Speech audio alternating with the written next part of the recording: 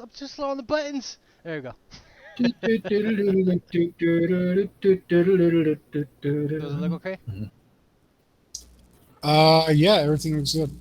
Cool, sweet. Overlay's good. Hey guys, all right, we're back. We are, yeah, everything Or, looks good. or front. If we were back, it'd be more like this. We are back from the front. Now I'm back. And We I are, am front. we are, And welcome to.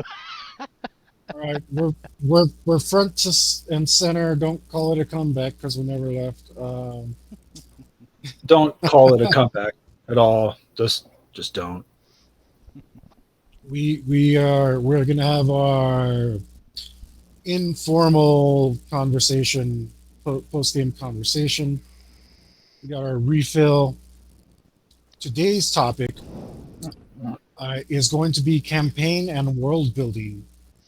What processes we go through to do that.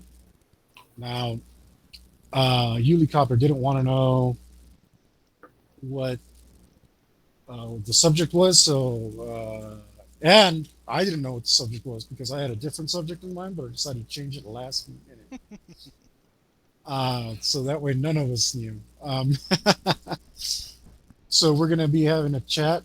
Feel free to chime in and ask any questions if you catch us. If you catch us later, leave a comment anyway. I'm not sure if this video is going up on YouTube. It might, Oh, it's going up on YouTube. but we're gonna have that hangout and talk. So let's go ahead and get started. Because we are a TTRPG channel currently, and hopefully for much longer. I'm gonna roll odds for Luke and evens for Helicopter. I got a 1. Luke, why don't you start us off and tell us some of the things that you do to prepare when you're either campaign building or world building? Both are extremely dynamic.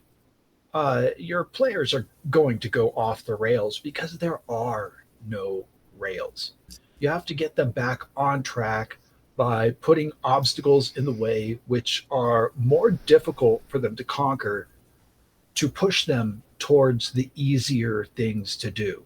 If they keep banging their heads against something, they're going to kill their characters. They're going to see it coming and it'll do it in. And they'll see it coming because they're going to be like, well, I can't dodge that. I can't even hit him once. Run away, run away. Brave Sir Robin ran away. He bravely ran away. On that topic, how do you guys think you did today on our session just not too long ago, 30 minutes ago? We were pretty much banging our head against something. We're right on the edge. We're right on the edge of it. We did really good at fighting something we didn't know how to fight. I can say that much. Well, no, sure. I'm sorry. At not fighting something correctly. Yes, we did really good at that. Well, the other thing about this specific campaign is there's kind of a time crunch on it. We usually go for these 8-hour sessions, and we're able to sit there. Yeah, and we're able to sit there and strategize and say, freeze time. Okay, well, what if I do this? What if I do that? Thinking to myself, not metagaming, and even outside saying to like Yuli, hey man, do you have this talent? Do you have this skill? How can we use this to our advantage in this situation? And then turn to ourselves and ask ourselves, would our character do this? Would they have knowledge of the other person's abilities and use everything to our advantage? And in a time crunch campaign, it's like, go, go, go. We got 2 hours to get this done. Move fast, almost act on instinct and try to get it done more in the style of the character without actually sitting there and strategizing. The strategies are just impromptu. Yeah. I mean, that's definitely what happened today. That is not what I wrote down.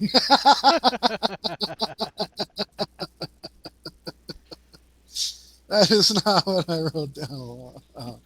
Yeah, and like you're saying, I Hector, knew. I already knew. I I said to myself, it's going to be rough. It's going to be really rough because I knew what you guys are up to. You know, you guys aren't this. So there might be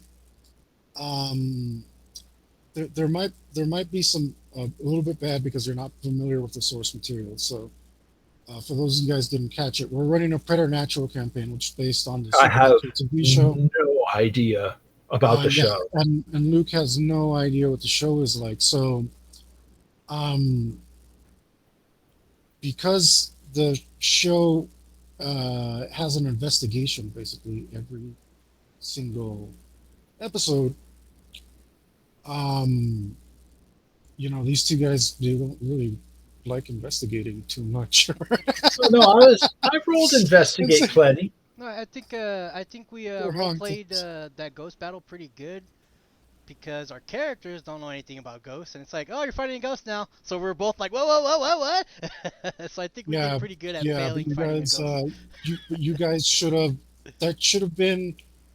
If things had gone the way that I hoped, I knew they weren't going to go that way, but I still had. And so hopes. They never go that way. I still had hopes. If you guys had investigated it properly, you guys could have gotten rid of that ghost in like 2 turns. There was like every opportunity for you guys to figure out what was going on. I had my DS set out for every kind of an investigation, but you guys, I mean, just didn't do it. You luckily got my head smashed in. Well, okay. So one of the things I told myself is because I just knew it was going to be freaking hard. So I told myself they still have luck points. And just so you know, the game that we're playing, the game that I pulling Eddie Murphy on this one. The heavy metal role playing system, you get a thing called a luck point, and it's basically like save your life kind of thing you can turn in. But yeah, so one of the things that I don't do anymore is huge amounts of preparation, because the one thing that you can be sure of is that things are not going to go the way you planned them. May I give them an example, Hector, that I remember from memory? Sure. Okay, sure. So one of my characters in a different campaign, loosely based on the Final Fantasy world, I was a werewolf that also cast magic. I was a wolf man. And we went through this cave. It was me and another character. We got to the boss. The boss was on a chocobo-looking mount, and he had sticks of dynamite in his hand. And a bunch of guys lined up like a firing squad behind some boxes, and he was about to murder me. But luckily, I had what you would call a summons, and that summons happened to do damage in a straight line. And they were all perfectly lined up for me to go kill them. And I basically one-shotted the boss and all his goons, and Hector was never seen him more destroyed. I got a couple more examples along those lines. Because it was supposed to be like a 3-hour fight, and I was supposed to like be doing all kinds of crazy stuff to not die, and instead I just went, oh hey, look, I have this thing, done, win. I got a couple more examples along the lines of that. It's like that Resident Evil campaign that I was doing when you guys drowned all the zombies, like you trapped them and dropped them into the hole, and I was like, that was supposed to be your doom. Yeah, that was and then there was Raimi, but he had that worm underground, and Mayhew with his shoulder cannon. What was his name? Oh, he didn't like that. He didn't like that. When I lifted the worm out of the ground, and it was an earth-protected enemy. So you're not. It was just like, yeah. Yeah, didn't it disintegrate because we broke its connection with the earth or something? Yeah, like that? I'm not sure if you viewers can gather what we're talking about, because you're kind of going a little fast. So let's elaborate. The Resident Evil mansion, there was a pool room inside the mansion, and it happened to be populated with like 50 enemies. So it was just, we said like, no way, no freaking way. And Raimi stops and he says, wait a minute, that hole that my character fell through, he pointed at me. My parent was like, "Is that on the same floor as this?" He goes, "Yeah." So that hole that I'd fallen through led to a locked room that had to be opened from the outside. So he's like, "Well, let's just let them follow us, and we'll all go into the room with the hole and just lock them in the freaking." Luke. Luke was supremely pissed. It was my fault because I had drawn this entire elaborate multi-floored map and I was uncovering the rooms one by one. And I kept telling you guys, pay no attention to the numbers because they were randomly assigned to the rooms. It was just for my notes to know what was in the room. And dude, I didn't even think about how that one locked room led to my own doom. And I was just like, oh. And that was a very planned out campaign because I was going PvP with it at the end, which was really what we were trying to get to. Yeah, and in the other one, I had a character which was Jonathan Mayhew. Was a cross between Mr. Rogers and RoboCop. Mr. Rogers cop, if you will. Yeah, in a medieval setting, and I carried around my shovel. Well, when Luke's character came around, he's like, "I'm going to be a cat, a psychic cat." Man. Rowler with a power of 1. Or it was like a -9, so I can have a persuasion to so he blast things psychically. He min-maxed all good. He got the PK ability up really high. For me to walk, so I just stayed on your shoulder like a cannon. Total glass cannon, and I had no I was meat shield supreme because I had a durability score instead of a stamina score, so I had tons of damage reduction, and well, I was RoboCop, right? I wasn't going down, so he eventually started just sleeping on me, climbing, like hanging out on my shoulders. I couldn't get tired, and he didn't weigh much anyway. Mike said, Mayhew here with his shoulder cannon. Yeah. So it was an earth-based creature. As long as it kept touching the earth, it kept regenerating like that mythical guy that Hercules lifted up. We had no idea. We didn't investigate. We didn't ask anybody.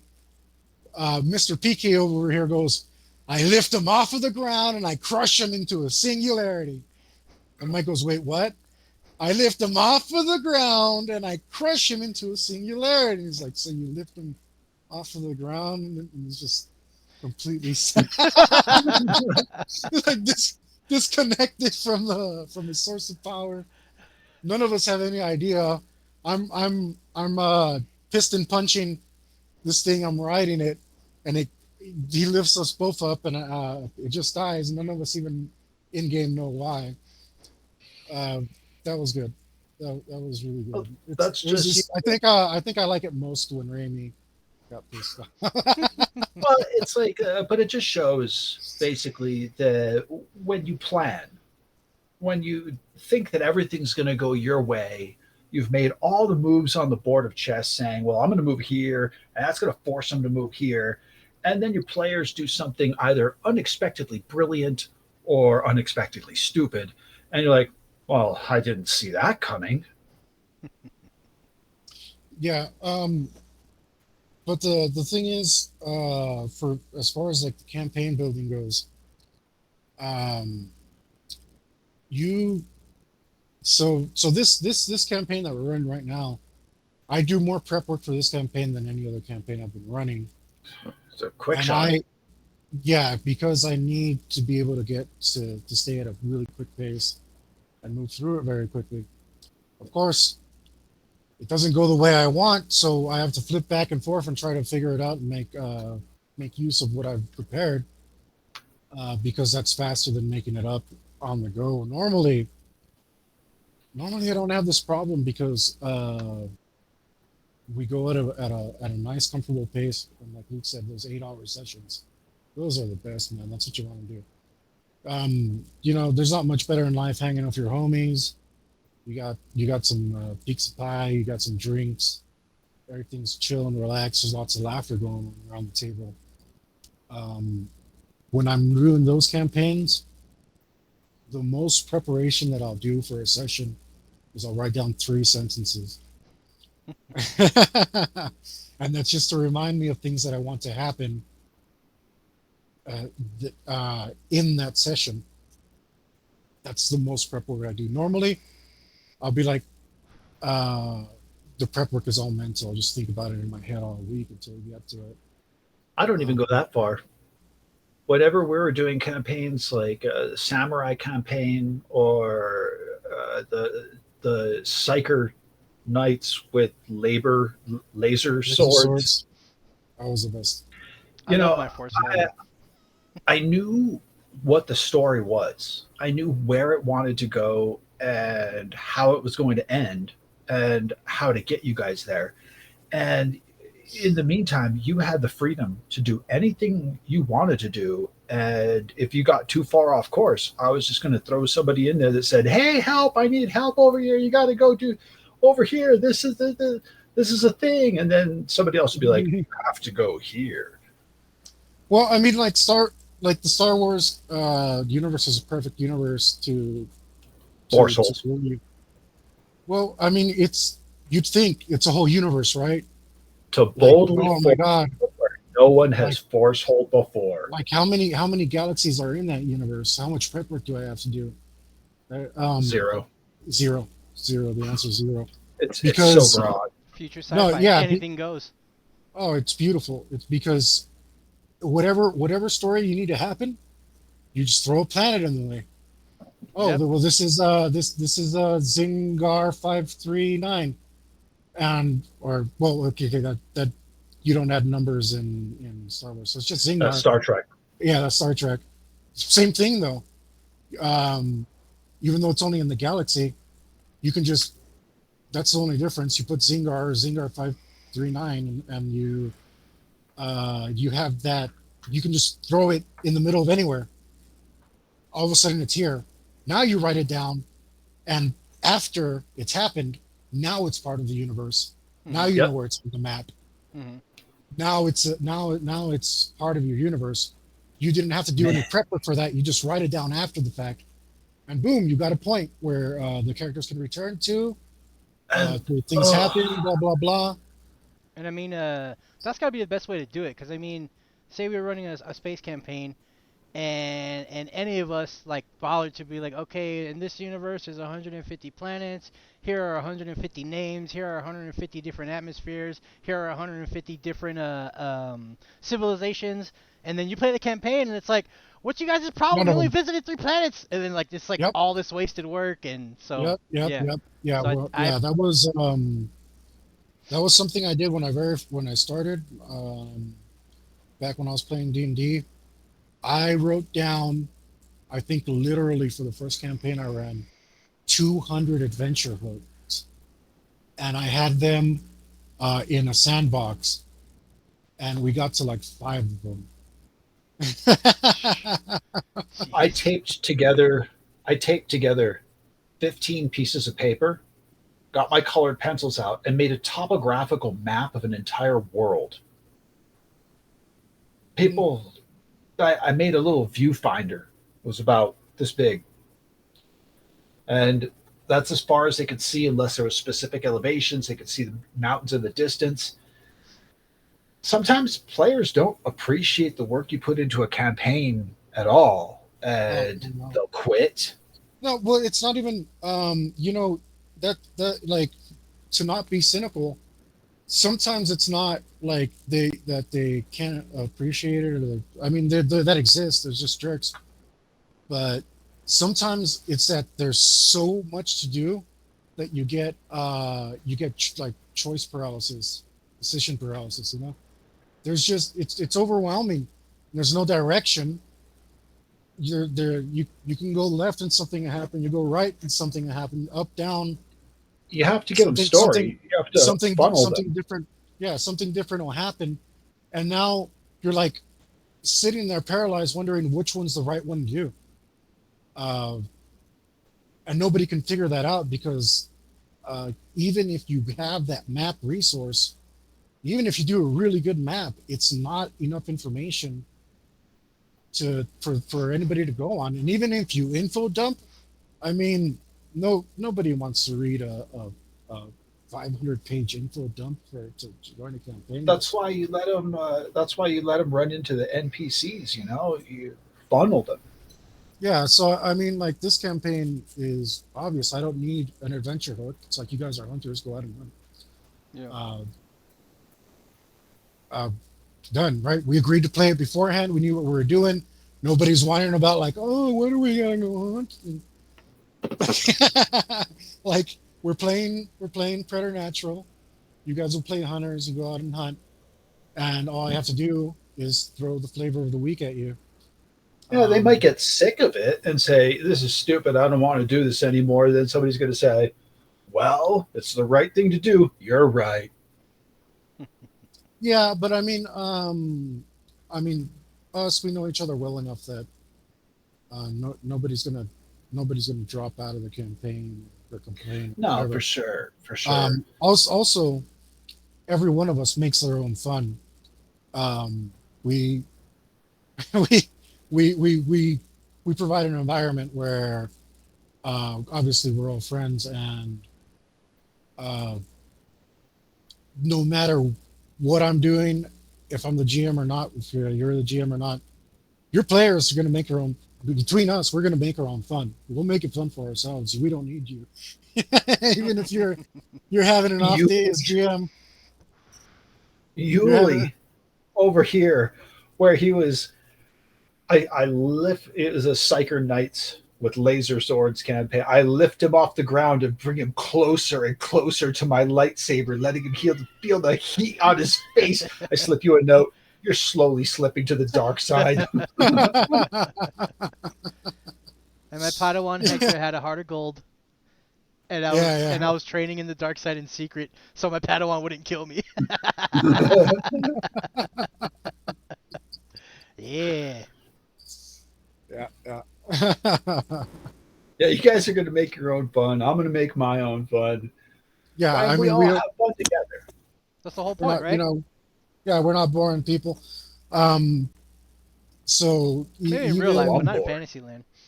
I'm very boring in my real No, life with nonsense, my real voice. I am completely boring, ladies and gentlemen. I am. we can hang around and we don't have to role play, but this is a more formal environment for fun. We could we could play any game, but obviously there's a lot of love here for this stuff.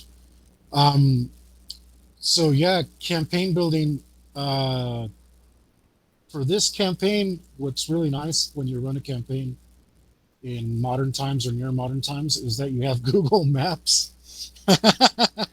Yeah, buddy. And it tells me how much the traveling distance is between every city to city, and I have all sorts of locations that are awesome that we can visit. And I remember they when we don't all have started doing that.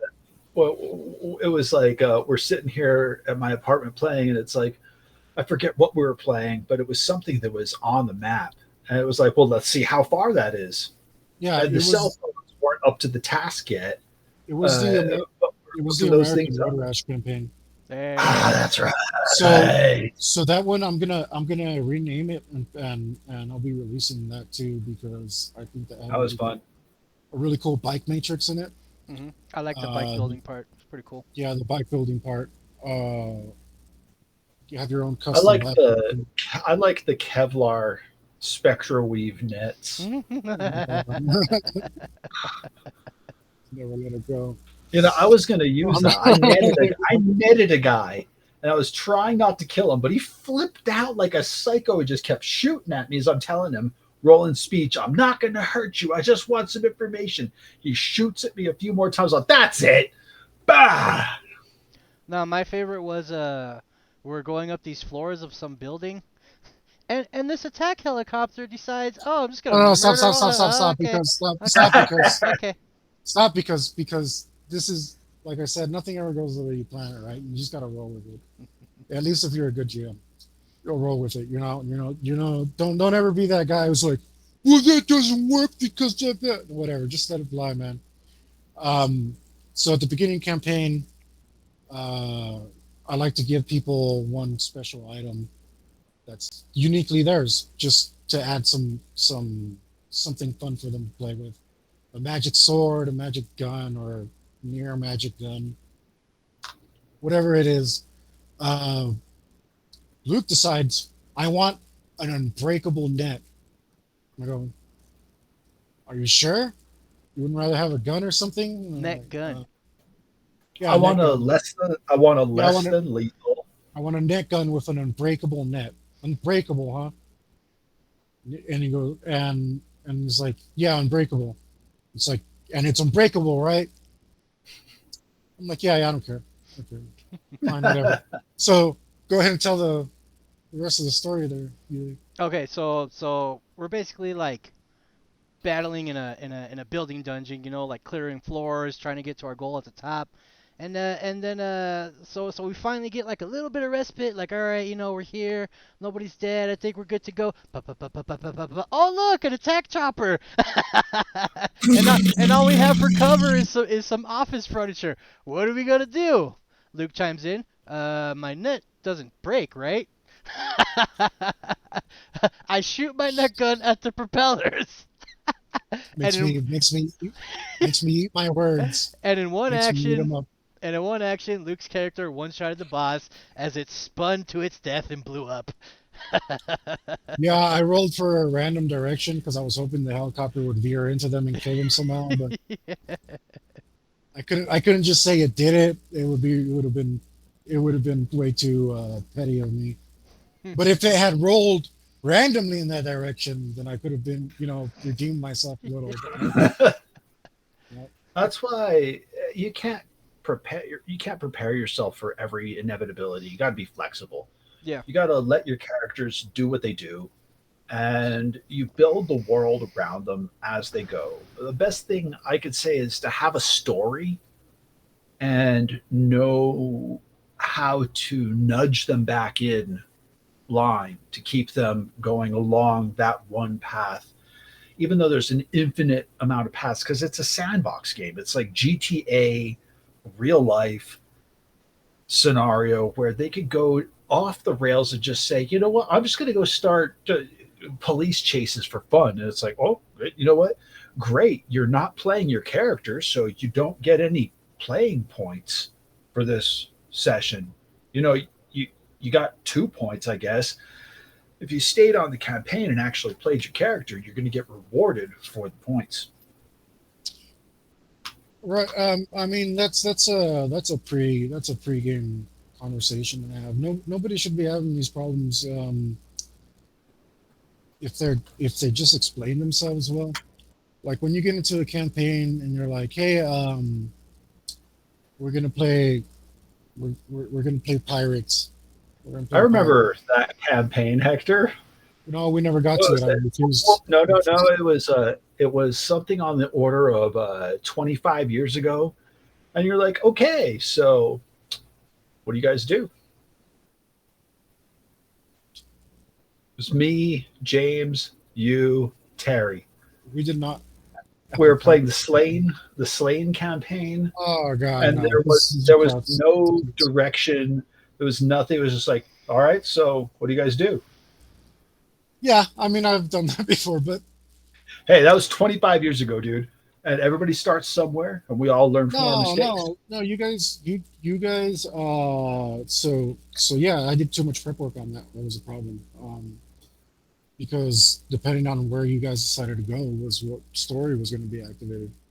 And you guys, I remember, went to a sacrificial shrine, which you didn't realize was a sacrificial shrine, and you ended up getting a quest from a druid, and that fell apart pretty quickly. And then James didn't appreciate the campaign and basically just ran amok and then quit. And I was having fun. I was ready to move forward. I saw it was going somewhere. I never got my superpower in the Immortals campaign. I was really close though. I was super close. I was like a session away. It's like, yeah, after you do this one thing, you get to pick a cool power. I'm like, cool. And then James is like, I kill Yuli for his power. James, I'm like, why? What are you doing? James does not play well with others. He got It power was, hungry and He he's like, is screw this, I'm he leveling is up. the Ah, he's the definition of a penis. uh, yeah, yeah. He does not play well with others. He's a great Uh, guy to hang out with, no, I but love him to death, but but you don't want to role play with the he was like my first choice because he. Did you ever play Heroes of Might and Magic? guy.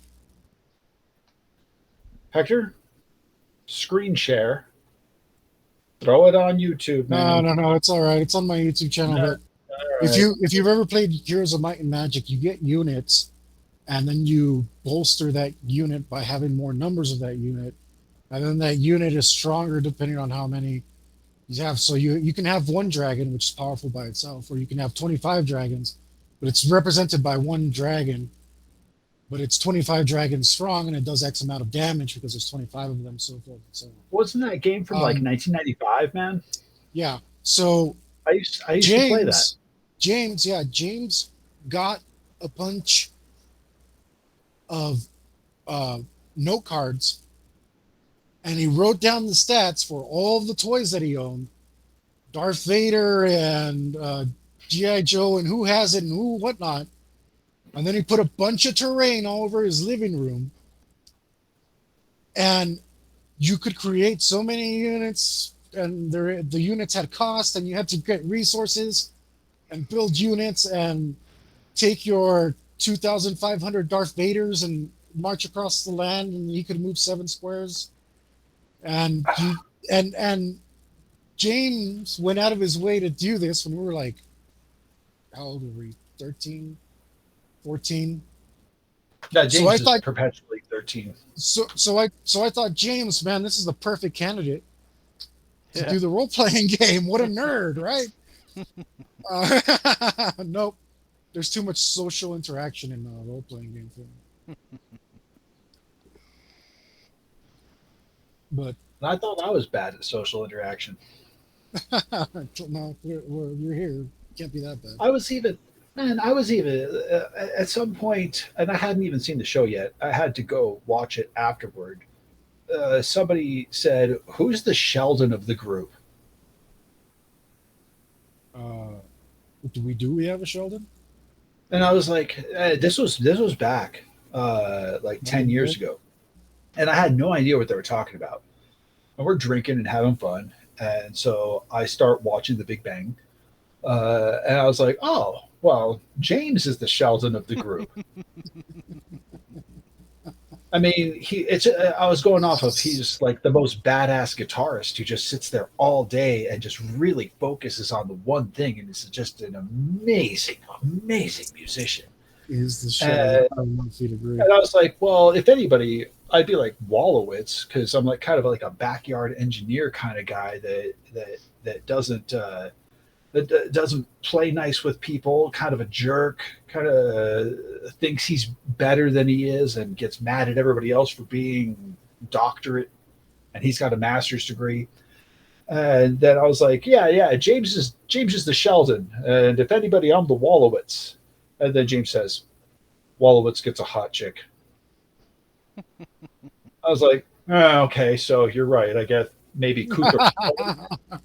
And then all the chicks that are there are like, no, you're the Sheldon. I was like, what? How am I the Sheldon? I sat there and thought about it. And I was like, oh, I'm the Sheldon.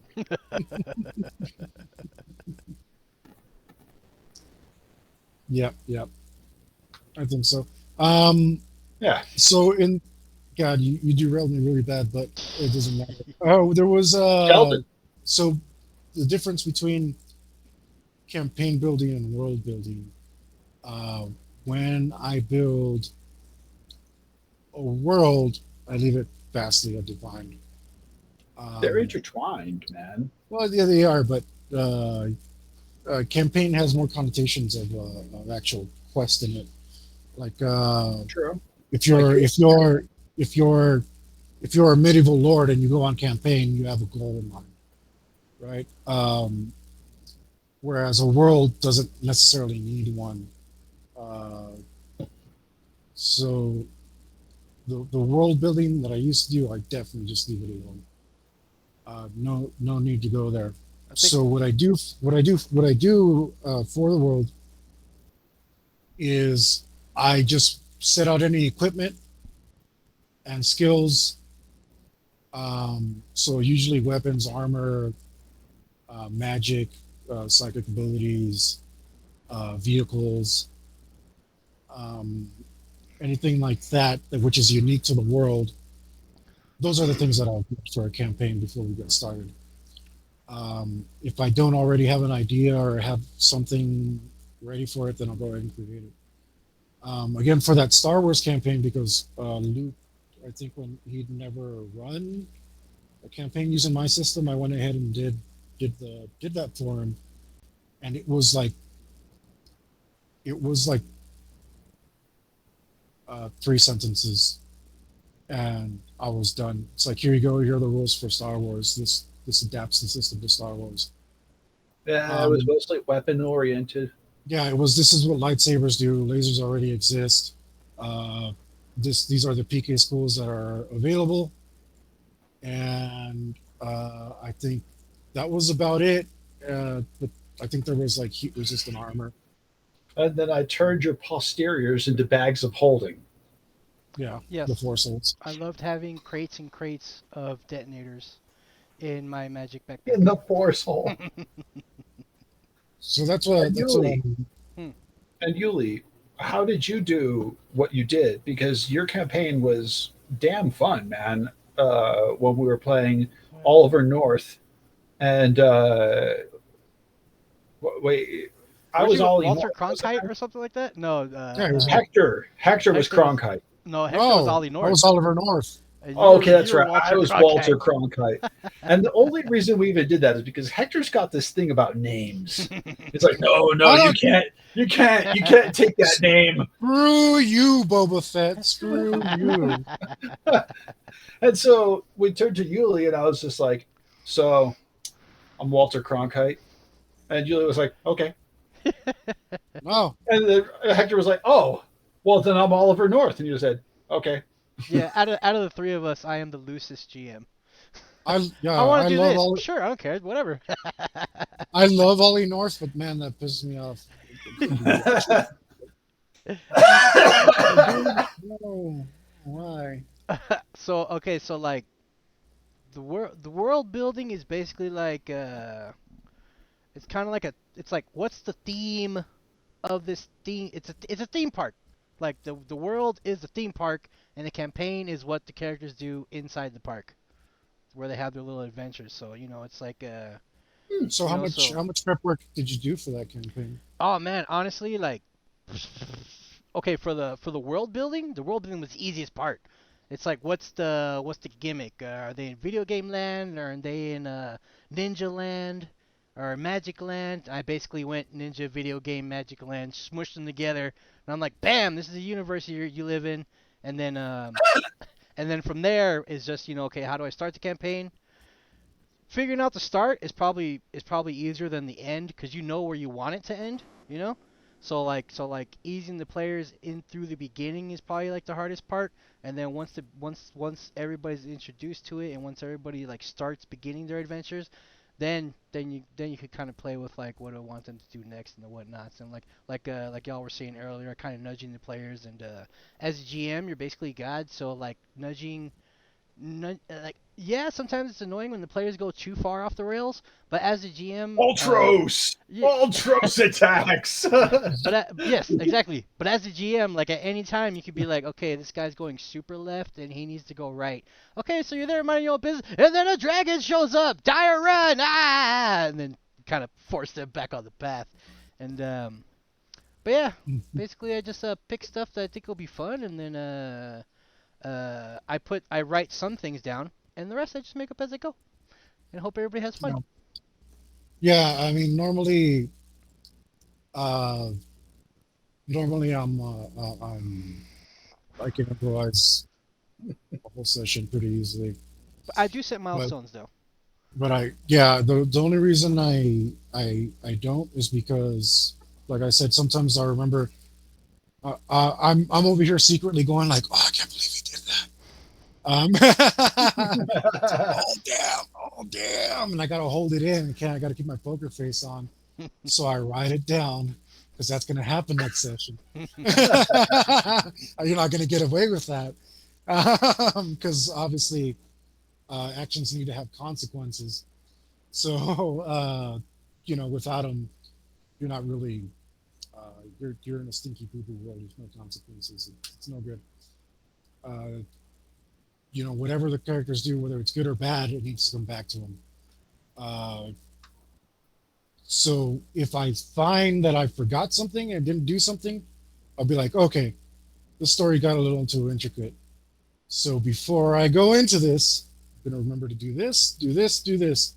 And when I find, because I'm improvising the whole thing, and when I find that something there's a lull, I'll look at my sheet and go like, oh yeah, by the way, bam. Remember that guy you screwed over 2 counties over? Oh, he just showed up. What do you do? Yeah, screw you, man. Here you go. Remember that thing you did? Yeah. Remember that thing you did? It's just coming out. It's coming.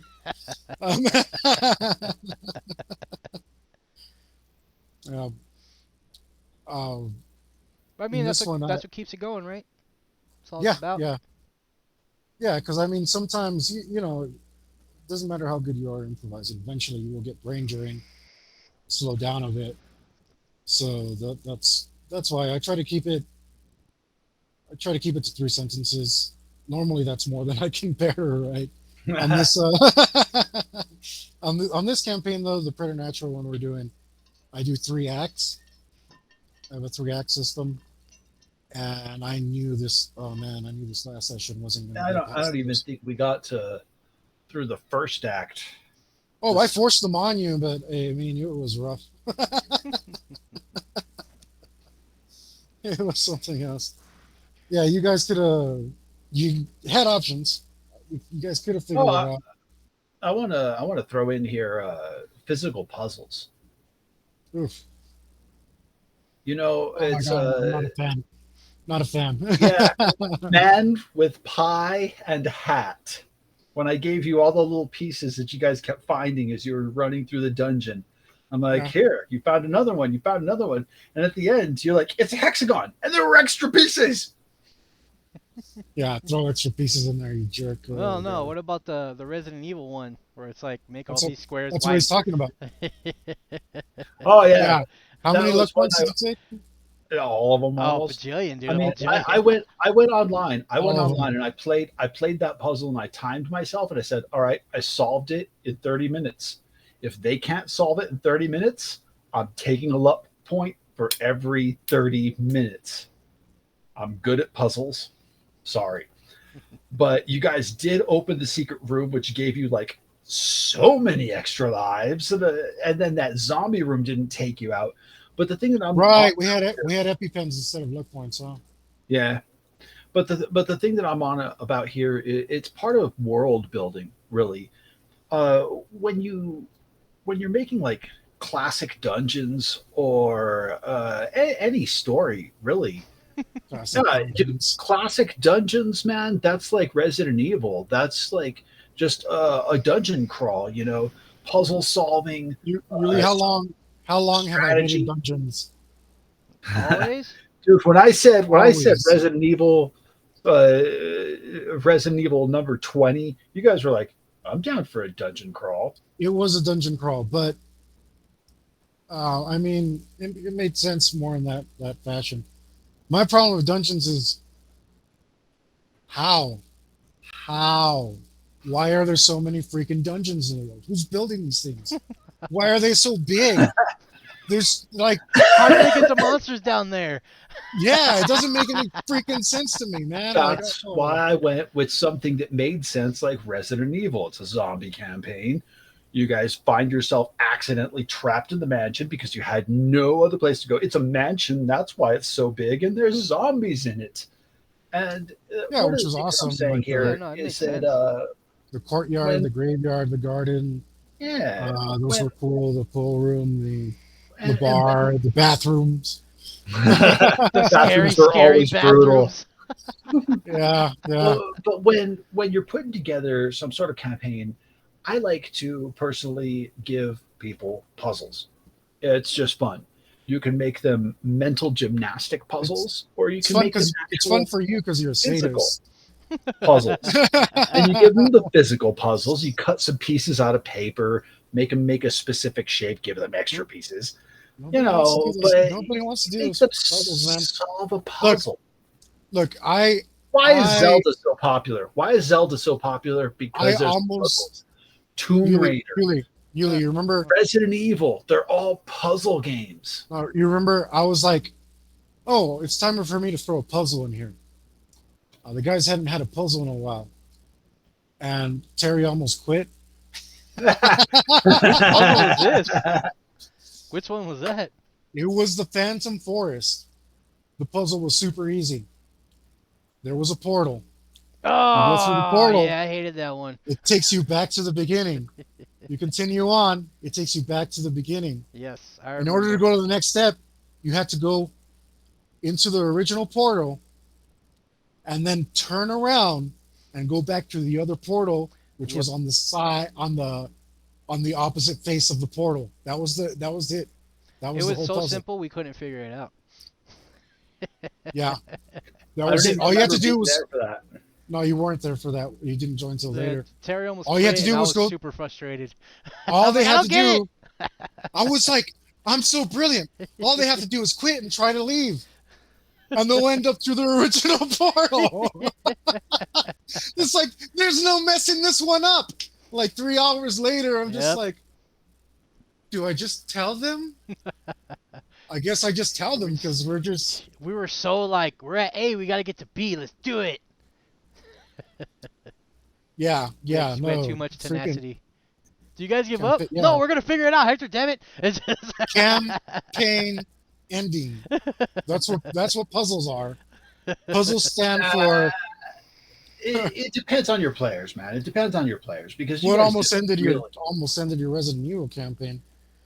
yeah, We yeah. got through all the other puzzles, but you get to that one and it just Yeah, that was the one. It's because I solved it in 30 minutes and I said, okay, so they should be able to do so. And I did have to let it slide because Mike, he went ahead and he screenshotted the thing and then yeah, colored all the yeah. squares white. And I was like, all right, that's a valid. You hacked the puzzle, but I'll go ahead and take it. You know, that's like he yeah, but you gotta work around look, on it. you gotta leave And I another already out. took all your You- luck points anyways. You have to leave another out because like look like I've consistently been screwing you guys on your speech on this campaign because you don't have enough points in it. The things that you're saying are good, but then I weigh them against your roll. Well, I mean, Right? like, yeah, like, And the point is, let's say there's a guy who's not good at role playing, and he puts the numbers in on the speech. He's It's like, like roll I can't punish It's him. like, He yeah, needs to and be able to make up for that. The same way that and like he does this, and he does this. Yeah. I just rolled a 27 speech. cool. It I don't works. like you, Yeah. yeah. so you works should somehow. do what It I works say. somehow. He agrees with you. But I mean, if it's a skill, it's a skill. I don't expect you to be able to, shoot a fly at 300 yards, but your character can. Like, Yeah. the same thing with I the just speech rolled a skill. 44. I just rolled a 44 attack, But- so I hit that fly Yeah, 44 but- yards. Well, But in speech, in that vein, you gotta leave other outs for your characters. You put a puzzle there they can't figure out. You gotta get if one of your character has a hack skill, or a lockpick skill, or something else of the other sort, and he circumvents it. Isn't there a skill called solve puzzle? Yes, there is, and that's why it's there specifically for situations like this. but none of us took that skill. But none of The us took Resident the Evil skill. campaign. It's like Nobody the old- had it's like the solved old- puzzle. It was a lot Yeah. of Yeah. this. I even asked you let's guys. try it do this any way, of you maybe. have solve? Do any of you have solve puzzle? And it's like you guys fell into a 20-foot deep hole. Does anybody have rope? I have rope. Does anybody have rope use? Uh, yep. Yeah. How do we get out of the hole? So skill-wise, if somebody took a bunch of solve puzzle, we could have saved a lot I would of have just had points. to give it to you. It would have just been like, Yeah, and it's the same thing. I just rolled 33 solved The, puzzle. Oh well, like this you're done. session, your investigation DSs weren't that high, but you guys decided not to do that. Oh, We actually have decent investigation rolls. I get poo poos on the rolls. Yeah. hey, I investigated, man. I checked her all Yeah, of her well, if jewels. you Who said you the rolled a hell would one, notice a you locket? I rolled a I think lot you of would have like ones. a five. Yeah, A yeah, lot that's of Yeah, ones. oh, that I just was like, happens who would? sometimes. That just happens sometimes. I mean, Yeah, no, but that's the chance of it. That's the spirit of the game itself. well, if there's no chance of failure, there's no point in playing. If there's no dice, it's not tabletop RPG, man. Yeah, it'd be some sort of weird And story building exercise, but if there's no dice, I don't want to live in that world. yeah, exactly. Um,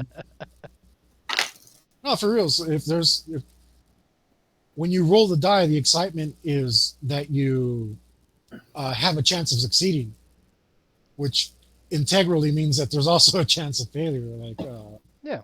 there's- And there yeah, always is. No matter what you're looking at, you can prepare the best you can, just like when you're building a world or building a campaign, you're rolling the dice metaphorically in the real world, trying to build something, hoping your characters are going to like it, appreciate it, have fun in it, and hoping your story's actually put together well enough. And you got to know how to be flexible enough to allow things to happen and say no. And like Hector, you were saying, bring back consequences. Like I loved Tanner. What are you guys doing? What are Boom! you That doing was over his here? only. That You was, peeing on that tree? Why you peeing on that tree? Ah! yeah, And I you murdered didn't those even. It poor was just. souls. What are No, you no. guys doing? My They best turn one. around in shock. Ah, huge axe. My One most. question. What are you doing? It's like you were looking for a watch. No. What That are was you something doing? They else. were peeing. My best one was that watch. I got hired because I was a detective in the campaign. I got hired to find this dude or this chick's watch. I was like, okay, what does it look like? It looks like this. Okay, I happened to walk into a tea shop, and the owner, an elderly man, was wearing the watch. And I was like, hmm.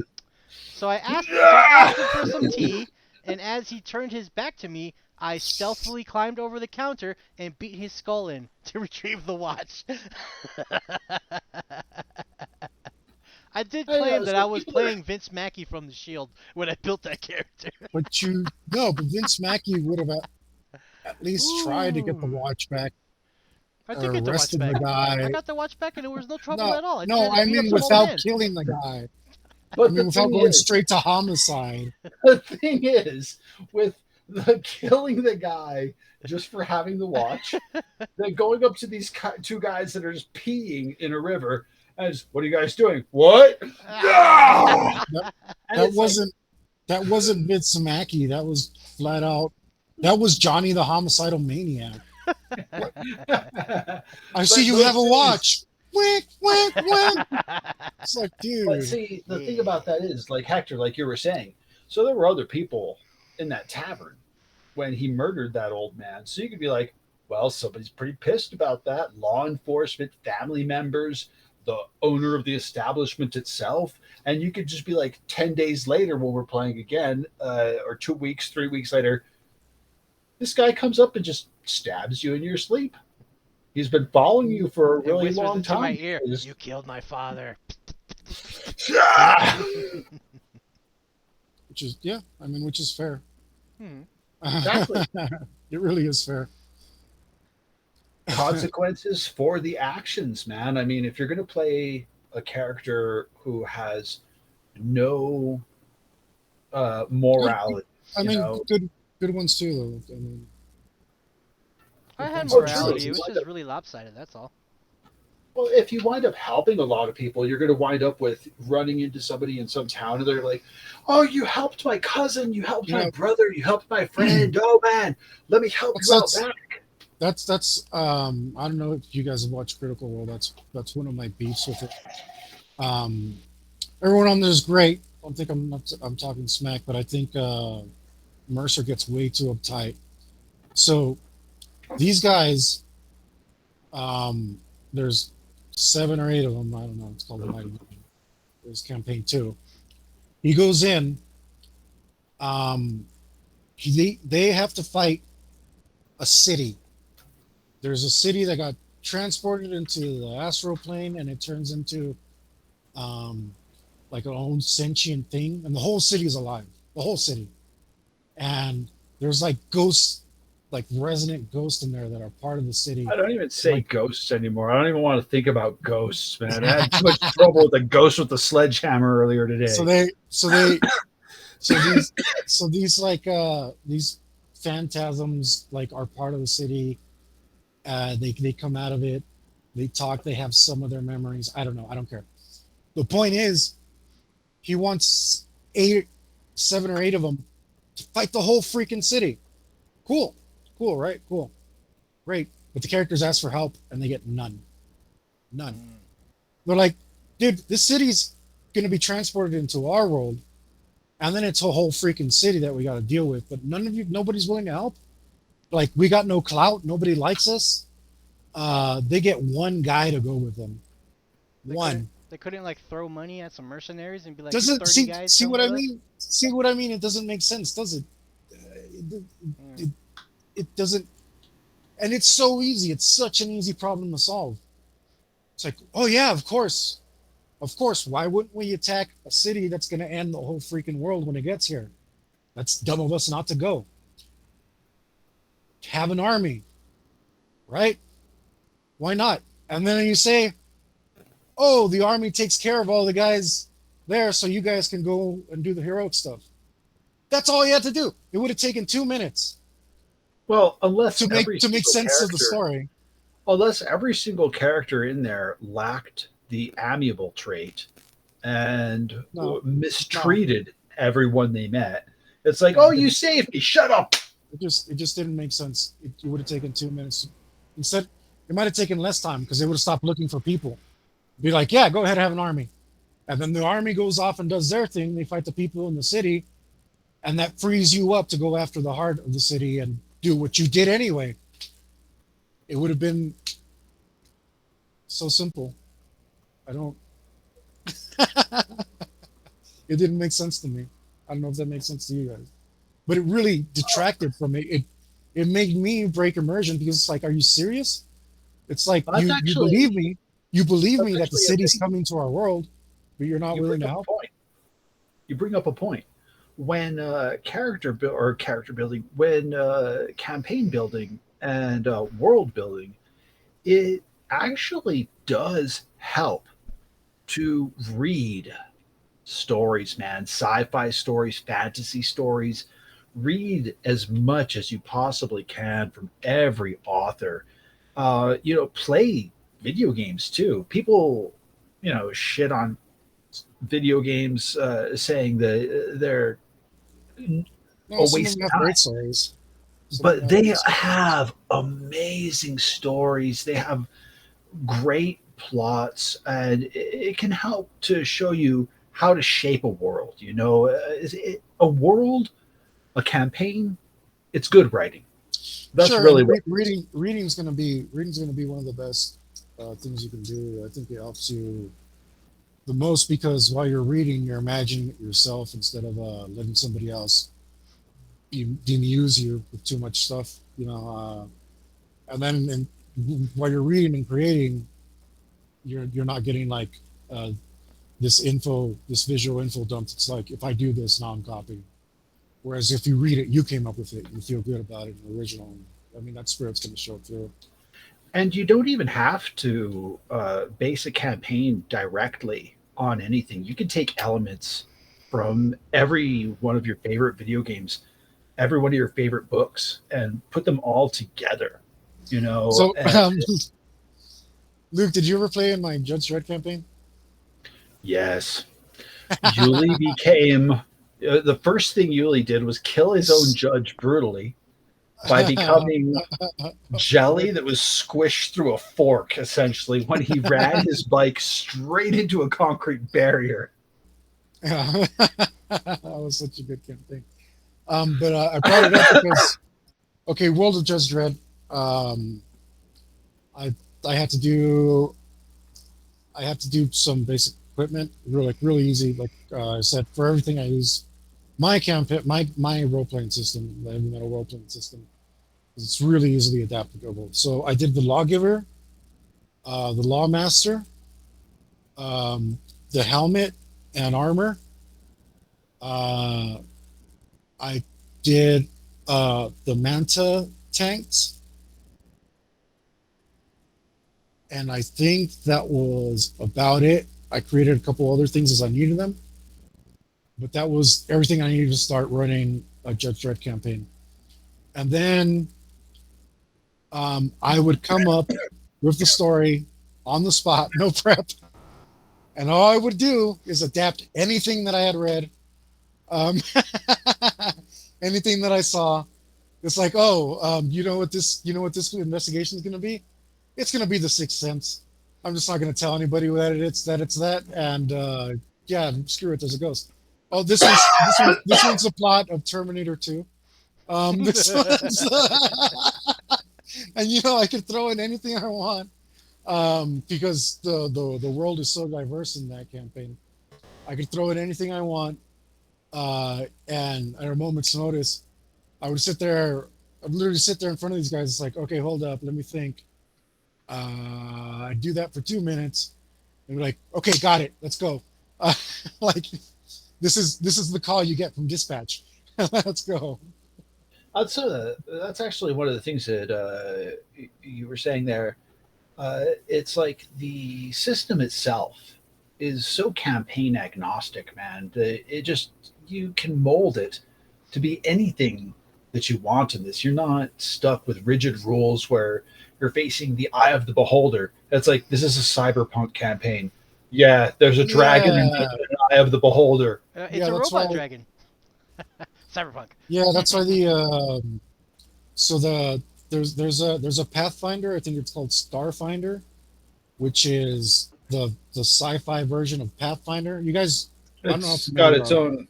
It's got its own rigid No, I don't know rules. how familiar you guys are with Pathfinder. So Pathfinder, um, D&D, like 15 years ago, I don't remember how long. When they did 3.5, Oh, they they they that decided was like 20 years ago, we're gonna man. we're gonna put out this open gaming license, and we're gonna do anybody can use our D&D stuff, except for specifically like beholders and a couple other things that are original D&D stuff. The other stuff wasn't original D&D stuff to begin with. Chimeras, basilisk, dragons, what have you. Obviously, all that already existed.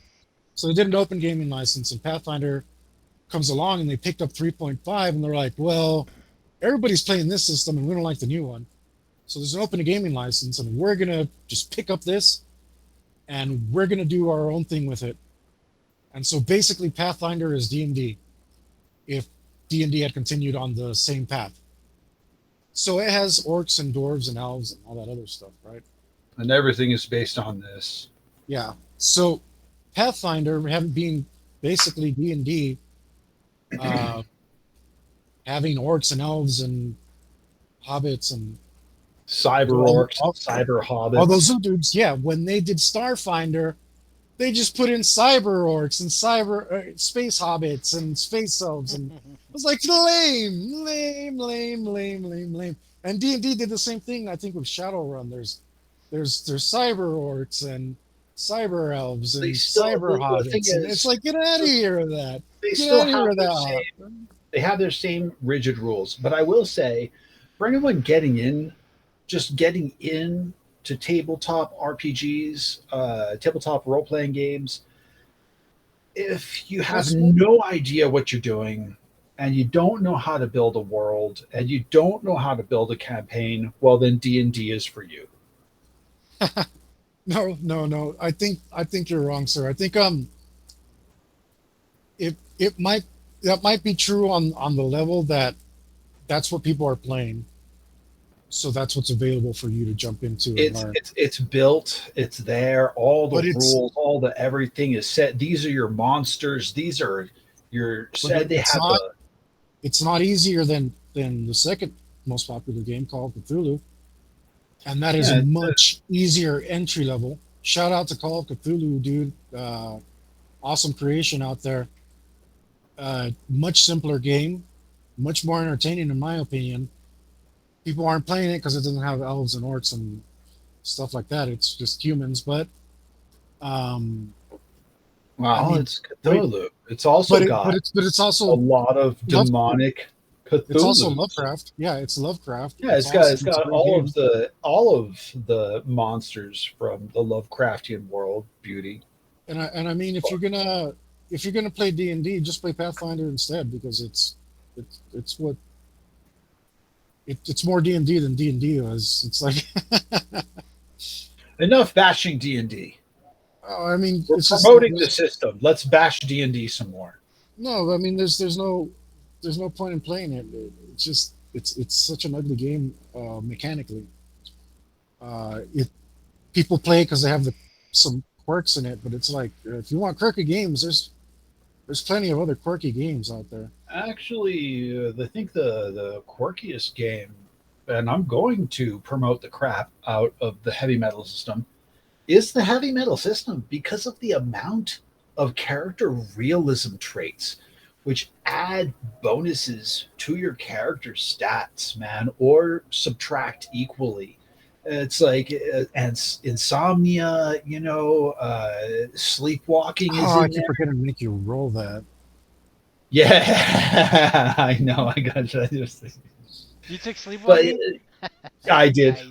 I keep Nice. forgetting to make you roll that. I need to make you roll. I thought it would be more fun, because you could build a character that's more of a challenge for for your GM, because he's built the campaign, he's built the world, he's already got enough of a challenge m- maintaining this world and keeping the characters in line to get to the end destination. So you could take traits that he's going to forget See, about, see, that's that going he's like I was talking about earlier. Those three things I write down. That's going in. Uh, that's the I can see you typing right now, that's the sleepwalking. thing. That's the thing that I'm Look at him actually type. gonna Look at write him. in. Look at him type right now. Yeah, He's it's putting it into his notes. see It's those are going those in. things that I actually need to write down. The rest I can come up with on the fly. It's these little things that I Exactly. start forgetting. And it's these Uh, little things that make these things fun. If you're going to play a character, it's like, yes, I'm a druid, or yes, I'm a paladin, or yes, I'm a thief. And you take well, the specific traits for that, but you don't have any realism traits. You don't have anything that what makes you actually I, character.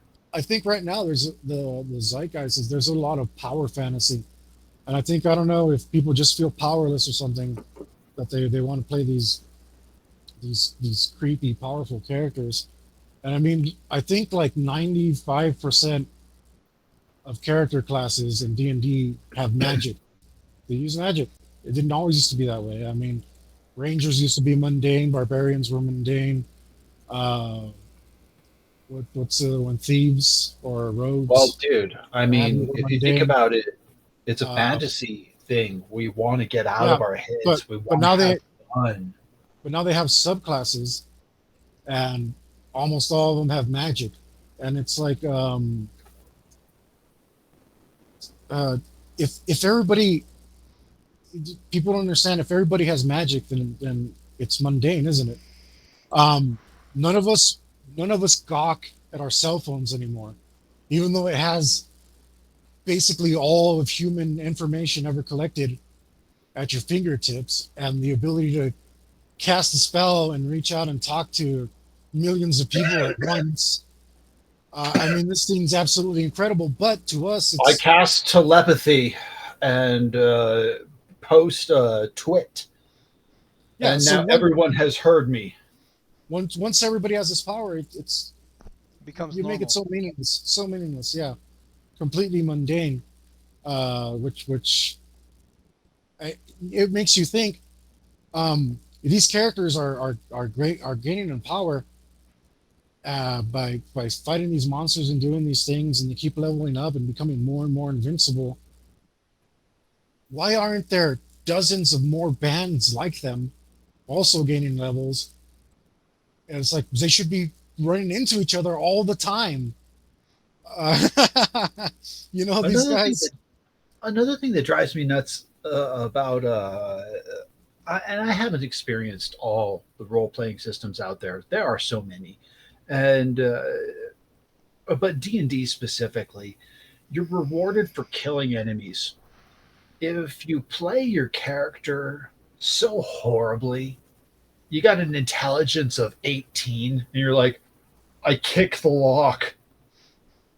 That it's not working. I kick the lock more. It's not working. I kill a moose.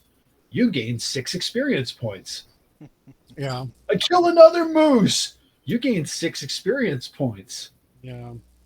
I mean, I kind of feel like the old school stuff was better. Right now there's a whole thing. I'm not sure if you guys are aware of it. It's called OSR, which means Old School Revival, and people are playing basically D&D the way that it used to be played. And there's a bunch of stuff going like material coming out for that Still, stuff. it still didn't reward good role playing. It didn't No, no. reward good So acting. you used to get 1 experience point for every gold you got back in the day. So because it was a dungeon crawl game, that the incentive was for you to go into every nook and cranny looking for that gold to get that experience point. Puzzles. Which is, I mean, being a dungeon crawl game, it made a lot more sense than the monsters thing. You know? At least that's what I think. Over here we do um, generally about a point an hour of gameplay. For Unless this you for the don't. preternatural system, we're doing 1 point for showing up, 1 point for staying to the end, and 1 point for excellent role playing. Yeah, and if you don't actually play your character, Then you don't get that point, right? Um, in other games, a lot looser. Uh, I like some games. It's fun. You just throw points at. It's like I like what you did. Have a point. Um, we've done that before, and that's fun too. But being that, I remember that one with the Cyberpunk campaign with Nikolai.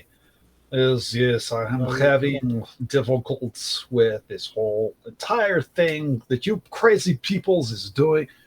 You've been doing that accent the entirety for like 6 weeks. Have a point. yeah. Just for any reason, I want being the game master. You can do I that. remember back in the day, I used to make you laugh and give me a point. I would I crack a good one, you'd be like, ha ha ha, I have a point.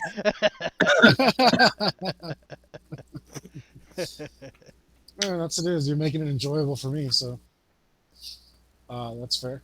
I think. But uh, yeah, I mean, as far as the world building and everything goes, to get kind of back on topic a little bit. oh, screw the Uh, topic. well, it's just there's still more to explore because All right, um, when you play a game like D&D, the world kind of builds itself because um, it's already you built. yeah, well, I mean, you can make up your own world with that really easy because of the monster manual, which was usually my source of inspiration. But the monster manual is broken. Don't think I'm praising it too hard here. The challenge rating thing means nothing at all. It's Uh, got you, good you art. yeah, the art's nice. You throw a challenge rating 3 creature at your level 3 4 party member uh, party, and you didn't read the ability it has until you use it, and all of a sudden 2 of the characters are paralyzed and your campaign's half over. Or Well, they've been turned in, they've that's been why turned this resurrection.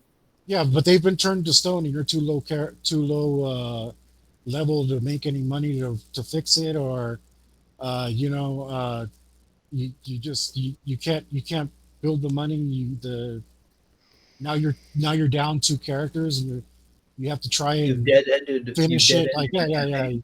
yeah. You totally messed it up. And and then on the other hand, you have a party of level 15 characters, so you throw a level 15 challenge rating creature at them, and just walk right over it. Does absolutely nothing to him. It was like it wasn't even there. Uh, so the the the only part that's nice of it is the variety, but you It you does just have like a very good variety of monsters that yeah they've created. Very yeah, but creative. I mean it hasn't had anything new in a long time. Not much. Still, I will say that it's a beautifully created Yeah, imagination they're where they're they nice. come up with so many For sure monsters and they they're come nice up look. with so much art for them, but the numbers under those arts make no sense. Yeah, so um, but one of the ways you can do it is you get that monster and you're like, I want to have run a fight with this monster, and that's all you need to do. Uh, all you have to do is make sense of it after that. It's like I want this I monster. Where's this monster? That's where the guys are headed. This is what it's going to look like. Maybe there's find, a cool little scene yeah, but before it but happens, I and find yeah, I'm bashing D&D now. I find that when you're trying to maintain a campaign, you have to bend way too many rules, man. You're like, okay, so I'm gonna take the Thaco and drop it on this thing, and I'm gonna take his attack and you drop said it to Thaco. I don't think anyone knows what Thaco is anymore, unless you're two hit like, armor class 0. yeah. Two hit armor class 0. Kind of old school, I man. I know what Thaco is. Yeah, That's but it's that's like my side you play. have to bend so many rules, and then when the characters get higher level to make it an actual challenge, you're like, well, I have to add like 15 to everything. Yeah, I mean levels really just don't make sense. There's a like people don't understand that there's a wealth of videos on how to modify D&D to make it fun. It's like uh, without being conscious of realizing like what a what a cruddy system it must be if you have to modify it this much for it to be fun. Um, that's why we don't play that anymore. Yuli, Sir. you've been you've been typically quiet. Hmm. What is your opinion on all this? I'd rather play this than D&D any day because the freedom it creates is just it's a breath of fresh air, man. It's not none of this like, oh, you're fighting a blah blah blah and it's immune to metal weapons. Oh, look, a whole party only has metal weapons cuz who would carry a stick for combat? It's like, oh, its weakness is wood. Get a stick. It's like, we're in a freaking dungeon. Where am I gonna get a stick? So at least with this It's system, wacky. It's wacky. yes, at It's least in this wacky. system, it could be anything. It could be like, okay, like we're in a party and we all have metal weapons and we happen to be fighting a metal monster. It's like, all right, well, it's gonna be really hard to fight this metal monster, right? But at any time, like someone could be like, oh, dude, I have explosives. Yeah, yeah, let's blow it up. And then it just, you know what I mean? Like there's always a workaround. Like the adaptation is through the roof. You could, Well, there's always a it's workaround in this game because it's very reality based. So if when you get up to that wall, that that that literal imaginary wall, and you as the dungeon master, game master, tell them there's a wall, you can't go that way. Like we never ever do that in this campaign Yeah, because because Yuli will just somebody's say, somebody's I going to blow it bust up. straight through yep, that wall, yep. and you just gotta we just roll with it because the nature of the system is that if it can be done in real life, it can certainly be done inside the game. It's written that way. It's written to encourage a real grounded way of thinking, where you're not thinking about rules, because that's the worst thing you can do. Sit there and try to figure out, oh, how does this work? What do I need to roll to make this work? Uh, what do I have to say to make this to activate this ability? Instead of all that nonsense, it's just like, what would I do in real life?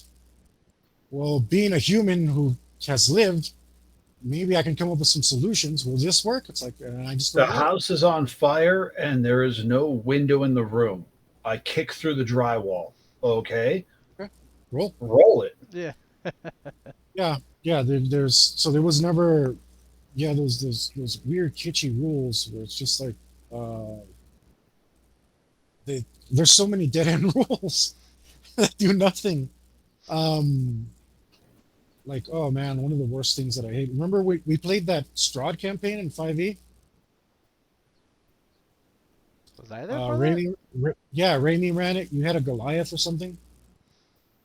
You gotta give me I more. wasn't there for that one. I played Conjurer.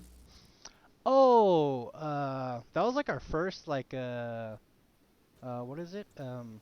Like the first campaign that we played over the computer, huh? That Yeah, one? Yeah, yeah, yeah. I was like a barbarian or yeah, something. Yeah. Mhm. yeah. You were a Goliath barbarian or something, and Mike ran that. It was Curse of Strahd, which is an infamous campaign. Um, remember, you wrestled that suit of armor, Mhm. and there's like no wrestling rules in D&D. It's like, okay, roll. You don't even know what to roll. There's no wrestling skills, so you roll athletics or something. And now you're in a grapple. And what does that mean? Nothing. Nothing changed. The your movement and or that character's movement becomes zero. But nothing changed. Nothing, there was no other rule.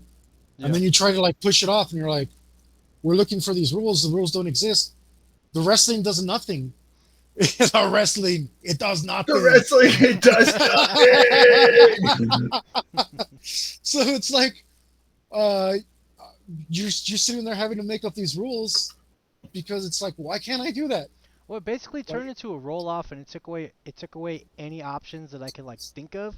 Because I could yeah, have always been like, well, I'm gonna try to like separate the armor by its joints so it can't fight back or whatever. But there was none of that. It's like just roll there's higher no than I'm options for that. rolling, and then you win, and that's it, really. Yeah, and wrestling does you can't do wrestling damage. I mean, that doesn't Yeah. do anything. No grapple So damage. No, I'm gonna get so you into a just superior position, and then pin it down. That kind of stuff. right. There's nothing. It doesn't. John There, Cena. there's no flow to it. Yeah. It doesn't like it just. It It's was a like roll yeah, off. okay, yeah, you can just sit there and roll attack, but it's like when I attack normally, there's no roll off. So why the f would I ever do that? All I have to. It's super easy to hit in 5e. Even though it's a suit of armor, its armor class was probably 13 or 14. You have a attack bonus, a proficiency attack bonus of like 4 plus a weapon or 2 or something. So it's like you have a 75% chance to hit. But if you wrestle, now you're rolling off, and your chance of hitting goes down to like 50-50. It just depends whatever they roll, right? Why would you ever do that? So it's Ladies and just like, gentlemen, this is how you derail a campaign. yeah, you just sit there and you argue about the rules because it doesn't make any sense, and you end up playing our game hopefully. Yeah, play the regular stuff, and when you find out how stupid and dumb and non-flexible it is, come over to us. All are welcome. And Yeah, this is how and it this is is. how you admit that you've So derailed the campaign. We're yeah, supposed to so be talking about world building. yeah, just so you know, our like my game is somewhere in the middle because there's other games that are even looser. Like I mentioned, Call of Cthulhu. Um, it's way looser. There's way fewer skills, and you roll those skills, but it actually works because um, you every everything is in one realm, is encompassed in one thing. I think there's like one there's like one skill called combat or something, and it does all your combat things for you. And you just have to roll inside of your percentages, and then it works. And it's a much more narrative driven game, a lot looser in the combat, and it works for him. It works. It actually does work, um, as opposed. But see, But Well, those games are trying to engage your imagination in a different way. if I may boast more about the heavy metal system, Please do. the system is so rich with knowledge because of you that you could be research, research, research. it is so full of information that you could be as strict or as loose as you want, and that's the whole point. Right. So the idea is, if you wanted to play my game as loose as Call of Cthulhu, you could do it like that. Yep. You would. It would. It But would it's run that exactly the campaign. same. It's And that that campaign. has to do with campaign too, You know, because you could be Yeah. like, well, this rule works this way. It's like, yeah, but you know, in this campaign, everybody's slightly superhuman, so we're just gonna tweak it to this, and then that's it. That's it. No Yeah, huss, that's it. no guff, And you no tweak troubles. and you tweak one rule instead of 20 Yeah, rules. you could just tweak anything. But Everybody's slightly superhuman. Okay, anytime you use anything based off of power, you know, double it or whatever, cause we're like genetically enhanced Right. humans or whatever, you know. So one of the markers every time we start a campaign, because Yuli's made a lot of characters for me. I've done a lot of stuff for I me. think My he's graveyard is the the first- biggest. Yuli is the #1 character tester. This His is our new entire fantastic right here for sure. yeah, he's right there, Um, man. One of the first things that he asked is, how does deflect arrows work? Oh yes, always. Because Can I take that deflect sends arrows? that sets a tone for the campaign. So it works different ways. If it's realistic, you can literally only deflect arrows. If it's slightly more fantastic than that, then you can deflect arrows and bullets. And if it's really super highly fantastic, then you still get less penalty against high velocity weapons. You're like going futuristic from weapons. So just by deciding what that versus one talent bullets to Batman versus bullets to Superman versus bullets. then we know how fantastic the campaign is going to be. Yeah. We know how cinematic it's going to be. So that's the first question he'll ask, and then he'll be like, okay, then I'm taking all these talents too because I'll be able to abuse them more. Yeah. And, Play. Yeah, and that's where campaign and world building affects characters, and you have to let your characters know what's going on when you're building these worlds in the beginning so that they can take skills, so that they can take traits yeah. So talents to build a character that will survive in this world. exactly what you're saying. If you remember, when you built your character for the Cyberpunk campaign we did, I was a With huge no combat skills. yeah, I was a huge integral part of that. You remember, Yuli, you and Evie, we sat there and you guys asked me questions back and forth. I knew what I wanted the world to be in my head, but by getting all that stuff out of me and asking me those questions, you helped me make it concrete. Yeah. And also I was able to inform you what the world was going to be like at the same time. Which So- made character creation easier because we knew what we were living in. Yeah. So in this instance, to create the whole world that we're playing in, all I did was join in on the character creation sessions, and by the time they made their characters, I had a world built. It gave you more meat, right? Gave you more Yeah. meat on the bone of what the campaign would look like and whatnot. Yeah, yeah. I I mean, came in late, and I was like, "What do you guys have for skills? What your characters do?" I was like, "Okay." So I built a driver, and I was the getaway guy. No, it's good. It's good team building, especially when you make it a point to create characters all at the same time, because you don't want like, okay, let's start this campaign, and you have 5 barbarians and that's your party. It's kind of boring if but everybody's no, kind of the that's. same, you know. I think that's fantastic. I think that's the best. Well, if every barbarian is slightly tweaked, like if every barbarian was like was specialized in something different, then yes. But I'm talking like if everybody was cut and paste, like we're just warriors and nobody has specialty skills, like nobody has any depth. It's like I could attack, I could dodge. That's it. Investigate, what's that? You know, like so. Yeah, no, but I think that's fantastic. The thing is, no matter what the characters do, if you're in on it, then you know the world to build around them. Like, if somebody makes, if you allow it, because you should always be your final world when you're running the campaign. If you allow a 5 barbarian campaign, then you need to tailor all your encounters for 5 barbarians. Yeah. Otherwise, it will end like that. And You come up against a you know, wizard. you know what story is kind of almost that, but really fantastic. You remember 13th Warrior? Which one was that? Yeah, it was 12 barbarians and one like Middle Eastern guy.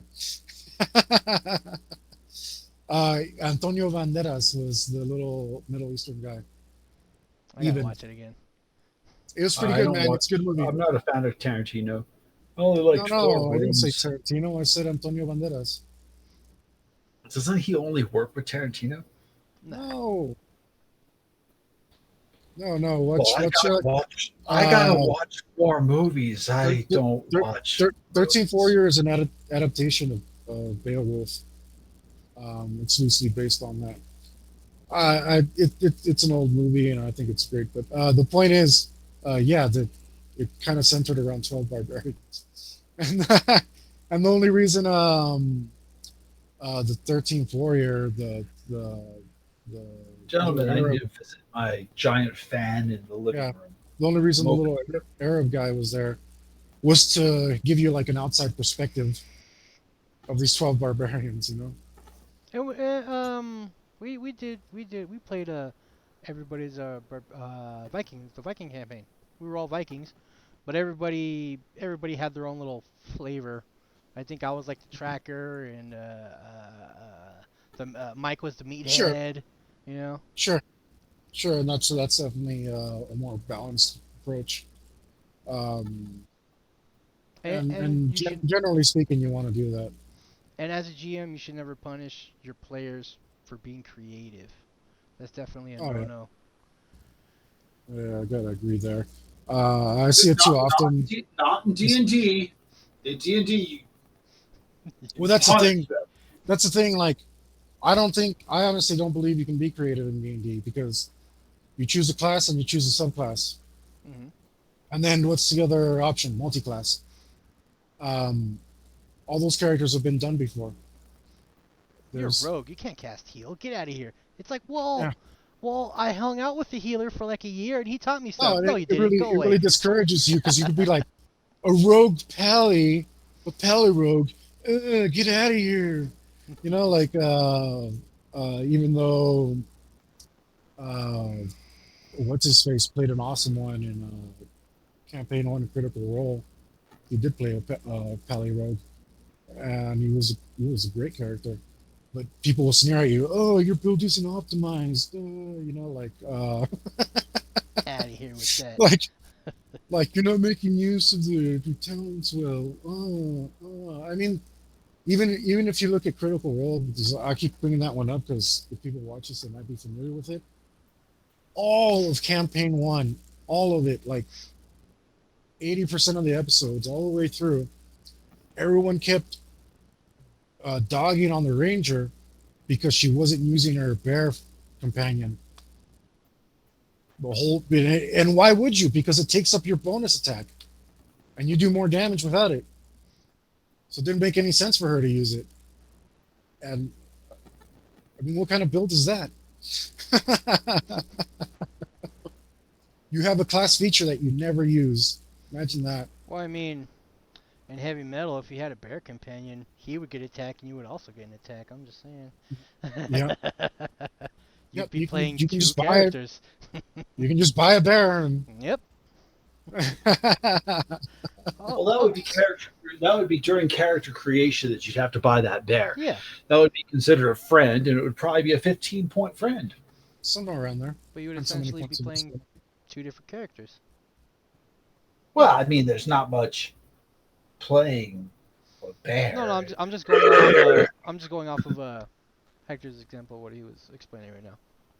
Yeah, no, Oh, the bear did nothing. The bear, it did nothing. I mean, it never does. Yeah, and I mean, it's just, I don't know. I see. Oh, you're every What time I wanted, you see a D&D campaign, somebody's playing the same thing over and over again. yeah, They, and that like was something most of that they have all these classes and subclasses, and most of them aren't getting used because they're just not that good.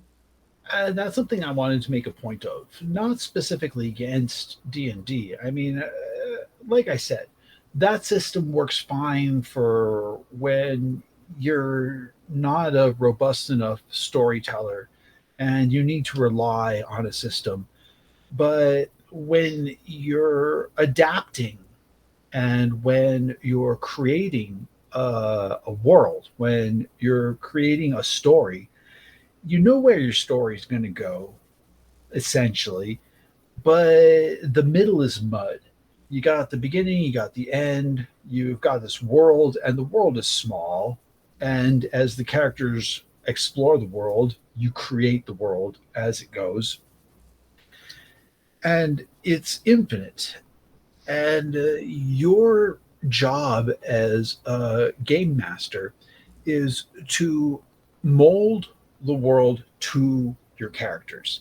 You have to be there for character creation. You have to look at it and say, hey, this guy's building a character like this. I want to set specific challenges and specific wins for this character because you want to let your characters be heroes. At the same time, you want to challenge them. So it's like I can see where his weak points are, and I want to make him develop his character like a good character in a movie Yeah. develops. You want them to develop and grow as a character and grow as a role player. And you get them to challenge themselves through whatever means, puzzles, character interaction with other NPCs. And yeah, you hate puzzles, I know. No, But no, but I'm saying because I literally did that to you today by trying to bash it into your heads. yeah, and you take it and you build the world around the characters themselves rather than having the characters build themselves into the world. Yeah, definitely. I think man, sorry, you made me laugh and I lost my train of thought. Because Good. Then, well, I try to beat, I try to beat, I try Julie, to beat back some to you. character, I try to beat some character growth into your character's heads. I miss I, Jim Bodie. don't can't talk about Jim Bodie. Black Bob, That maybe is- settle down. No, shut up, that Jay. is that Those is are words that not must not be appropriate spoken. for online. That is not appropriate for online. Unfortunately, guys, That we can't. was that was an Hopefully, 18, that was 1850s oh, no, no, no, 1820s stop, just stop campaign. describing it. Stop, just stop it. It was That super fun. was- and I We miss can't it. talk That's all I'm about. gonna say. We don't That's all talk I'm gonna about say. Jim Bodie. All I'm gonna say is it was super It fun and I was- miss it. It was amazing, and I miss it too. Yes. But we can't. No more. We can't mention Well, it. Okay, actually, alright. by the way, Keeping it PG. There's here's the nothing. thing- There's no story we can tell in that campaign. Here's the thing Wherein about that. Nothing age here's the thing about that. appropriate. can't. None of it. No, no. Don't stop. No hints. Stop. None of it. No, here's the thing Talk about that. about Though. something else. We are looking for maybe one or two other role players. Yeah, For I other think after. campaigns in the future. Yeah, I think if you catch this and you like what we're doing, you check out our stream or catch us on YouTube, you guys might want to hit us up. We'd love to have you. We could use another player or two.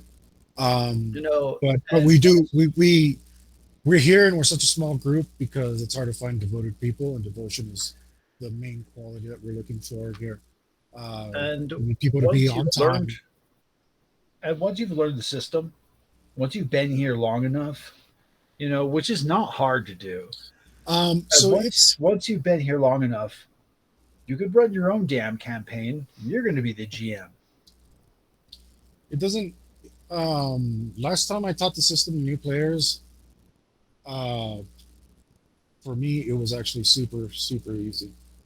It's quick. It's Super easy. But I did use pre-made characters to Well, there is that. But there's also when. but also thanks I didn't have your character sheet before. Your online sheet. I wasn't about that. I was just thinking that if you have players who have played before in any system, this is a translatable situation to where it's like okay, so I'm in this situation and I'm a barbarian or something. I want to lift this gate, and it's like, well, Right, okay, yeah, right. go So for so it. the point, yeah. So the angle when the game was built was, if you can tell me what your character does, then my job as GM is just to tell you what to roll, and the answer is always yes. Uh, I want to lift this gate. Roll lift. Yeah, Um, I want to hit this guy. Roll attack. I and want to. I want to jump it, over it. Roll jump. it's That's so simple. based in That's realism simple. that it's like you don't say to somebody, it's like, okay, so I want to roll jump to jump over this thing. Oh, I'm sorry, your Yeah. character Roll your doesn't die and add a jump skill. you don't have the jump skill. It's no, just add the jump skill. It's not needed. You automatically get the synergy bonuses and roll it. Yeah. Boom, you jumped it. Yeah. So that's the thing. Like, uh, you in I don't understand why D&D has acrobatics and athletics. They are the exact same skill to me, and I don't understand the difference. No, no, no, no, And they sir. and they I must say, the and they acrobatics are more toward the flipping, while athletics are more toward the running. yeah, and I most of the time they're interchangeable. So it doesn't This make sense to me. parrot is dead. It has ceased to be. Um, yeah, No, it's not. It's quite alive. I saw it just move right now. uh, That's but the equivalent of the things that are happening where you're looking at a system which is restrictive. But aside from the restrictiveness of systems, because I think we've sufficiently kicked D&D in the Might acorns. still be breathing. Might need to step on the neck a little. No, no, no, no. I'm watching. I'm watching. Yeah, but the no, no, no, yeah, yeah, yeah. But the thing, the whole thing is the campaign agnostic nature. It helps you and allows you to shape your world around your players, which is the damned most important thing to do. It's the best. yeah, yeah. We definitely um don't want to do the opposite. The point is to mold the game to your liking, not mold the players into some sort of weird little box. I'm chaotic neutral. Get out of here with that forever. I'm lawful neutral. It's just what's funny is there's these surveys for Wizards of the Coast, the guys who own D&D right now, and there's like two categories you can put a skill in. It's like either, oh, I think this rule is good, um, and then the thing under it is like, oh, I think this skill is could be better. But there's like no option or to say this rule blows and needs to It's hightail just it out stupid. and out of here.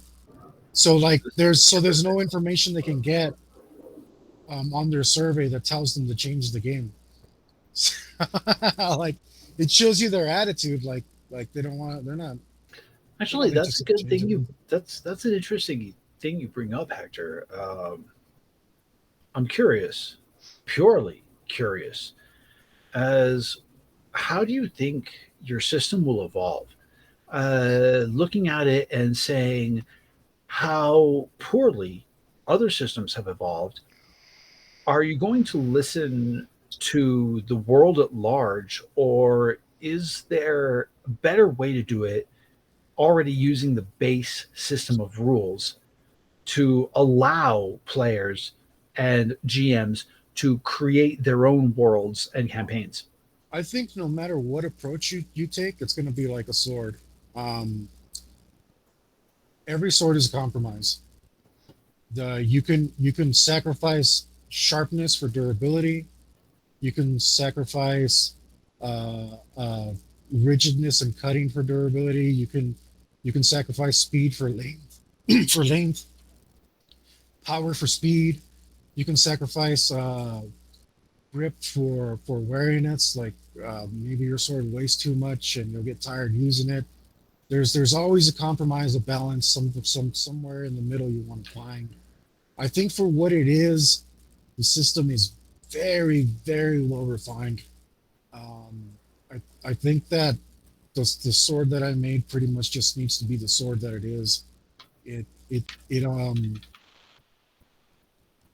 got over 20 years of work into it, Well, and yes, but what I'm asking, I mean, I know I'm a player of the system, but we've been I mean, criticizing D&D so hard that I'm looking at in fairness, well, criticizing your D and system. D But is not a I'm sword. looking. No, I'm looking D at and D this. is a horse. I'm looking at Here's this as in, are you going no, to listen to here's the look, players? here's the problem. And all right, It's a very nice horse. It has a long lineage of champion look at horses my that it comes from. horse. My horse is Stop it! Stop amazing. it! Stop it. But it's a horse in a world where jet planes, spaceships, sports cars are available. A horse is a hard ride. Any one of those is a lot better. I mean, compared to it, if I want to continue with the metaphor, then Pathfinder's a motorcycle. It'll get you there a lot faster, a lot smoother. It's got a lot more cool things about it that it could do. It won't take you to the weird places a horse might, but it also won't break your butt to get in there. Uh, you know, if I had to, my system is kind of maybe I don't know, a semi truck. You can put anything you want in the back, That's what I and was it, asking. and that's how it compares to that horse. So That's if that's if I that's that's actually what I was asking because what I was looking at is how flexible really is the system, or is there going to be a point to where you're going to have to take polls of the people who use the system and say, I, "Hey, I don't like this, I don't like that, and this is But broken, and this is stupid," I or think that's too is it far in the future for me to actually see it. universal enough to encompass this without having to go out and say, "Hey, I'll, let me cater to you, let me cater to you, let me fix this rule while breaking this rule." but that's the most beautiful part of this entire system. If you don't like something, you don't use it and you move on. which That's the is which is beauty. true, which is true of most systems. That's the way you should be running it. But I think the kind of people who play D&D aren't into that. The whole fact that rules is written is an I'm actual chaotic thing. neutral. I'm The, the, chaotic neutral, damn it.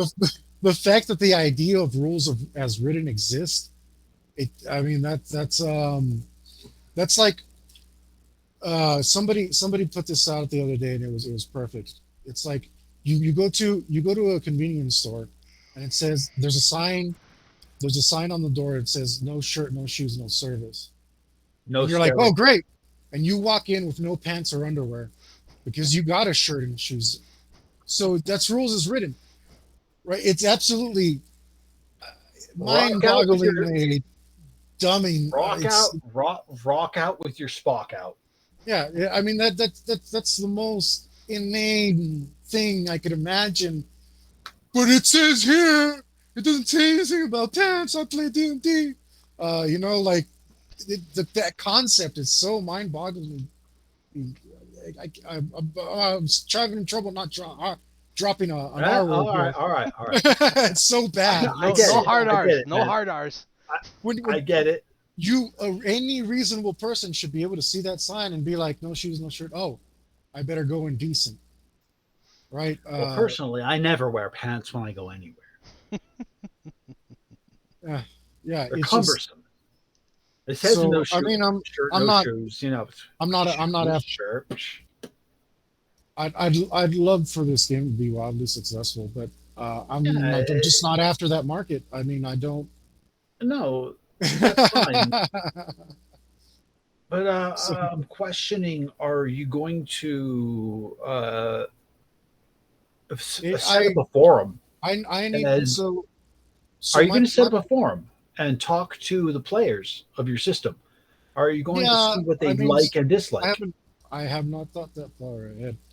Um, so, This is part of campaign building so and world building, the because first, if the system cannot encompass all that the game masters in the heavy metal system, if they're not happy, if what is the availability for them to build campaigns and build worlds to their liking for their players? Their so imagination. Done. yeah, so All the right, first thing that's going to happen. Yuli just murdered everything. The That's what first, it is. Hey GM, I What? don't like Hey, this rule. Let's change it. Who cares? Let's have fun. no, Yuli just went up and was like, "Hey, what are you guys doing? Peeing? Ah!" That's the best. There's so no there's no need to the change the system. If you don't like it, tweak it to your flavor, and you're done. This is just All right, yeah, Yuli. it's a bowl of soup, and the All right. GMs and the players get to decide what so to put in the soup. Plain so and so simple. yeah, if I go back to the analogy, I'm going to say it's more like a convertible semi truck. You can take the Now, top off Edgar. and really shine, or you can put the top on and load up the back as much as you want. Like so, Now, I'd like to know, Yuli. What were you saying? You were talking about the flexibility of the system. hmm Well, I Uh, mean, the whole point of the system is to like do what you want. adapt. You know what I mean? It's do what you want. You could run any kind of campaign. I mean, the rules are there. Like I said, if you don't like it, you could tweak it for campaign purposes. You know what I mean? how, It's how not did so like you this is how it goes and that's it. No, that destroys the whole point. Like and how did you juiciest. use the system? How did you use the system to your advantage when you were running your campaign, Uh, when you were building your campaign, when you were building your world? Honestly, I thought of what I liked, I kept. What I didn't like, I changed. Plain and simple. That's it.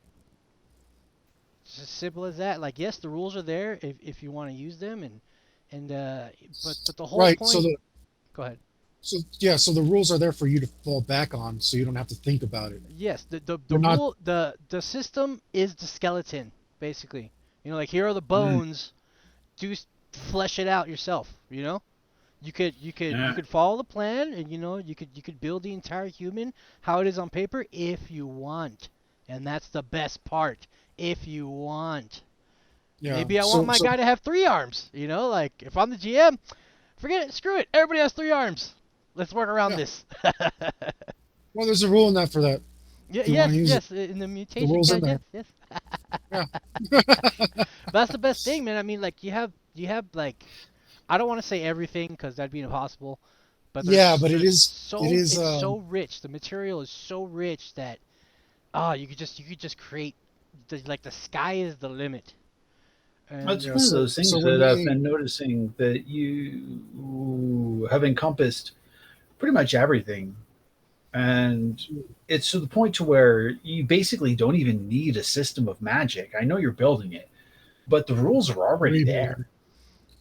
rebuilding The rebuilding it, rules are I already just there. learned It's that. like if you cast lightning, the rules for electricity are already there. All the basic scale things are there. Mm. But more importantly, I still wanted to ask you, Yuli, is when you were building worlds, when you were creating the campaign, what were your most important considerations? mm, it's tough. I don't know. I mean, I thought about the world I would like to play in. Hmm. I tweaked rules here and there because I thought it'd be more fun. And being GM, the god, it was. And honestly, the last when you guys are playing your characters, my entire world was on one sheet of paper. Like this is the world, and these are the little domes. Like oh, you're in Ninja Village, and then okay, you guys move on to the Magic Forest and stuff like that. Like it was fun. I just do what I like. And that's the best part of the whole system. It doesn't have to be like you have to play this way. No, it's like here are the rules. Now do what you want with them. Yes. Hector, same question for you, man. What were the most important considerations? Um, so what I look for most, what I enjoy the most is when I just get to sit back and just and the characters are just know they're comfortable in the world and they just do whatever it is they want to do. Um, I still and hear you. I'm just going to and grab it a drink. and it I runs the still whole hear you. thing runs on autopilot. I don't have to do anything. Yeah. And so what I'm looking for when I create a world is that I'm creating a world that promotes um, good player interaction. That's all I'm after. I want It's that I want you reward two. the I want that is my reward. I want you two it's the guys. reward it's the reward the role play. I want you two guys to feel like you're in a place that you understand. That you I want you guys to get into your characters, and I want to hear really cool dialogue, and I want to see you guys make really interesting decisions, and I want you guys to have confidence inside of that world and move through it. So when I'm creating a world in my mind, I'm thinking, what do I want to focus on? Where's the focus? Where do I want to draw the focus to? Maybe it's intrigue, maybe it's drama, maybe it's suspense, maybe it's gratuitous violence. Doesn't matter whatever I'm That's feeling. kind of I gratuitous want to. violence. That kind of sounds like the campaign we're playing right now. It's not American supposed to be. That's television. all your Oh, fault. American television. This is American supposed to television. be a Scooby Doo investigation show. You show up, you figure it out, you solve the crime, you take the mask off the guy, and it was. This is what you're supposed to be doing. You're not supposed to show up and get your heads bashed in because you didn't bother to ask some damn questions. Hey man, This is what I'm we just going some for. good old country boys fighting supernatural beings, man. What do you But say? I got you gotta let it go.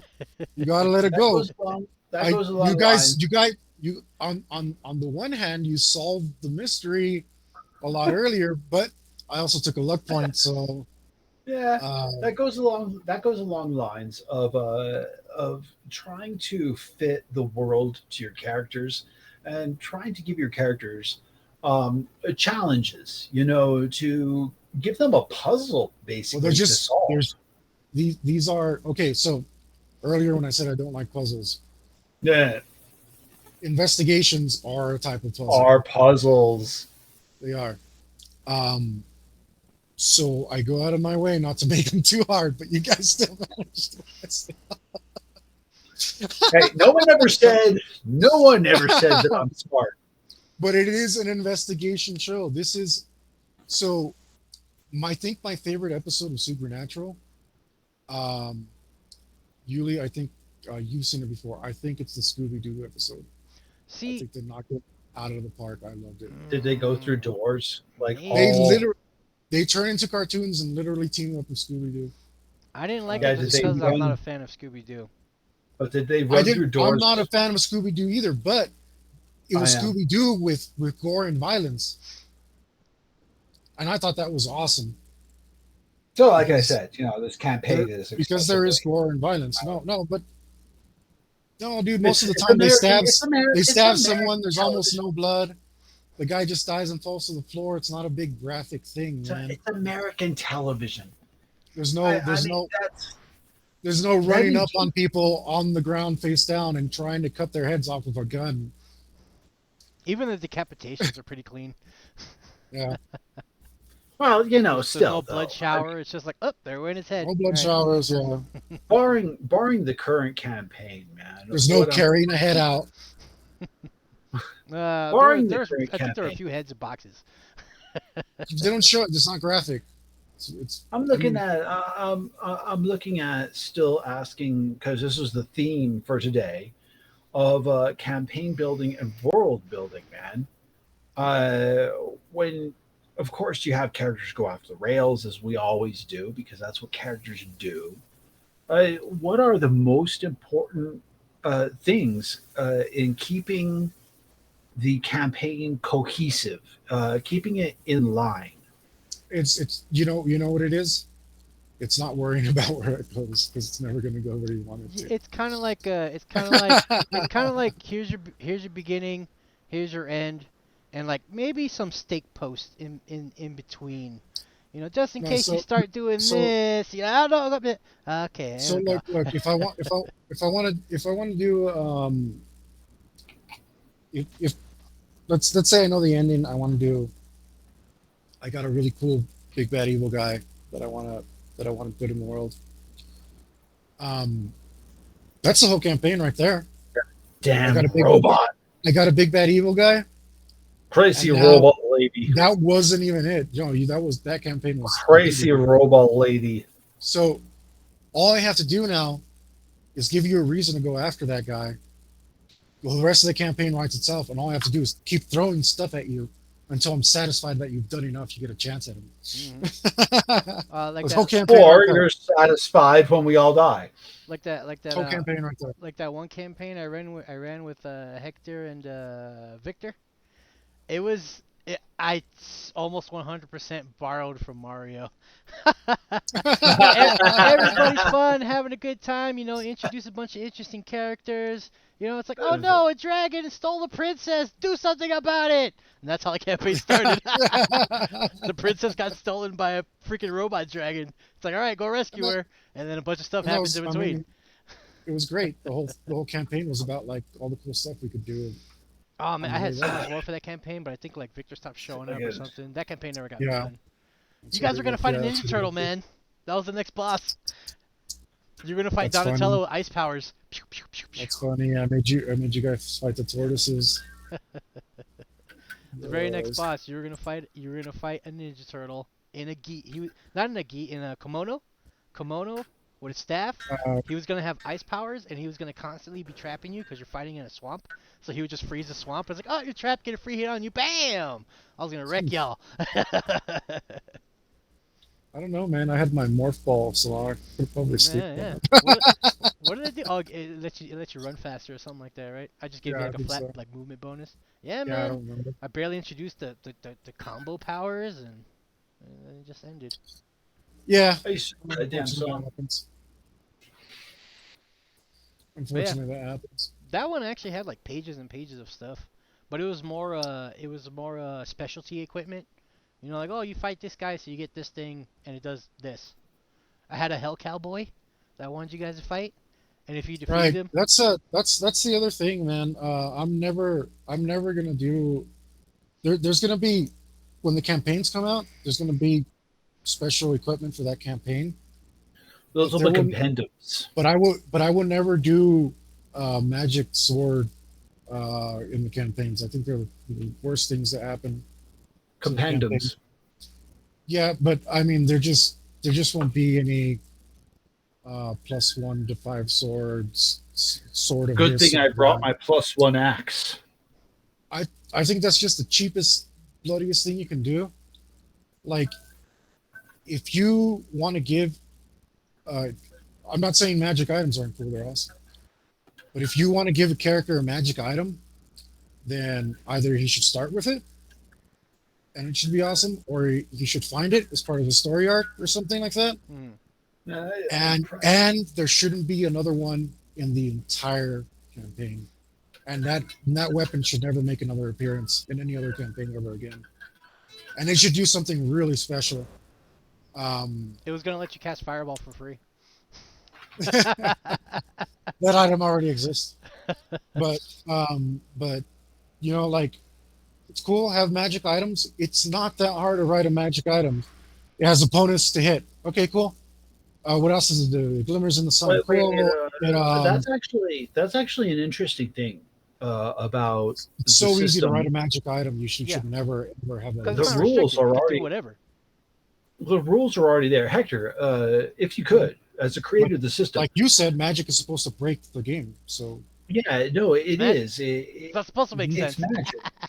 So the thing is, as the creator of the system, Hector, could you go through the rules in your head and describe how a fireball, for example, magic fireball is already in So the system without having to have a spell. The only thing that would be a spell well, would put a mana point system so or there's whatever. there's there's there's there's sonication damage and there's fire damage. You could have one or the other or both.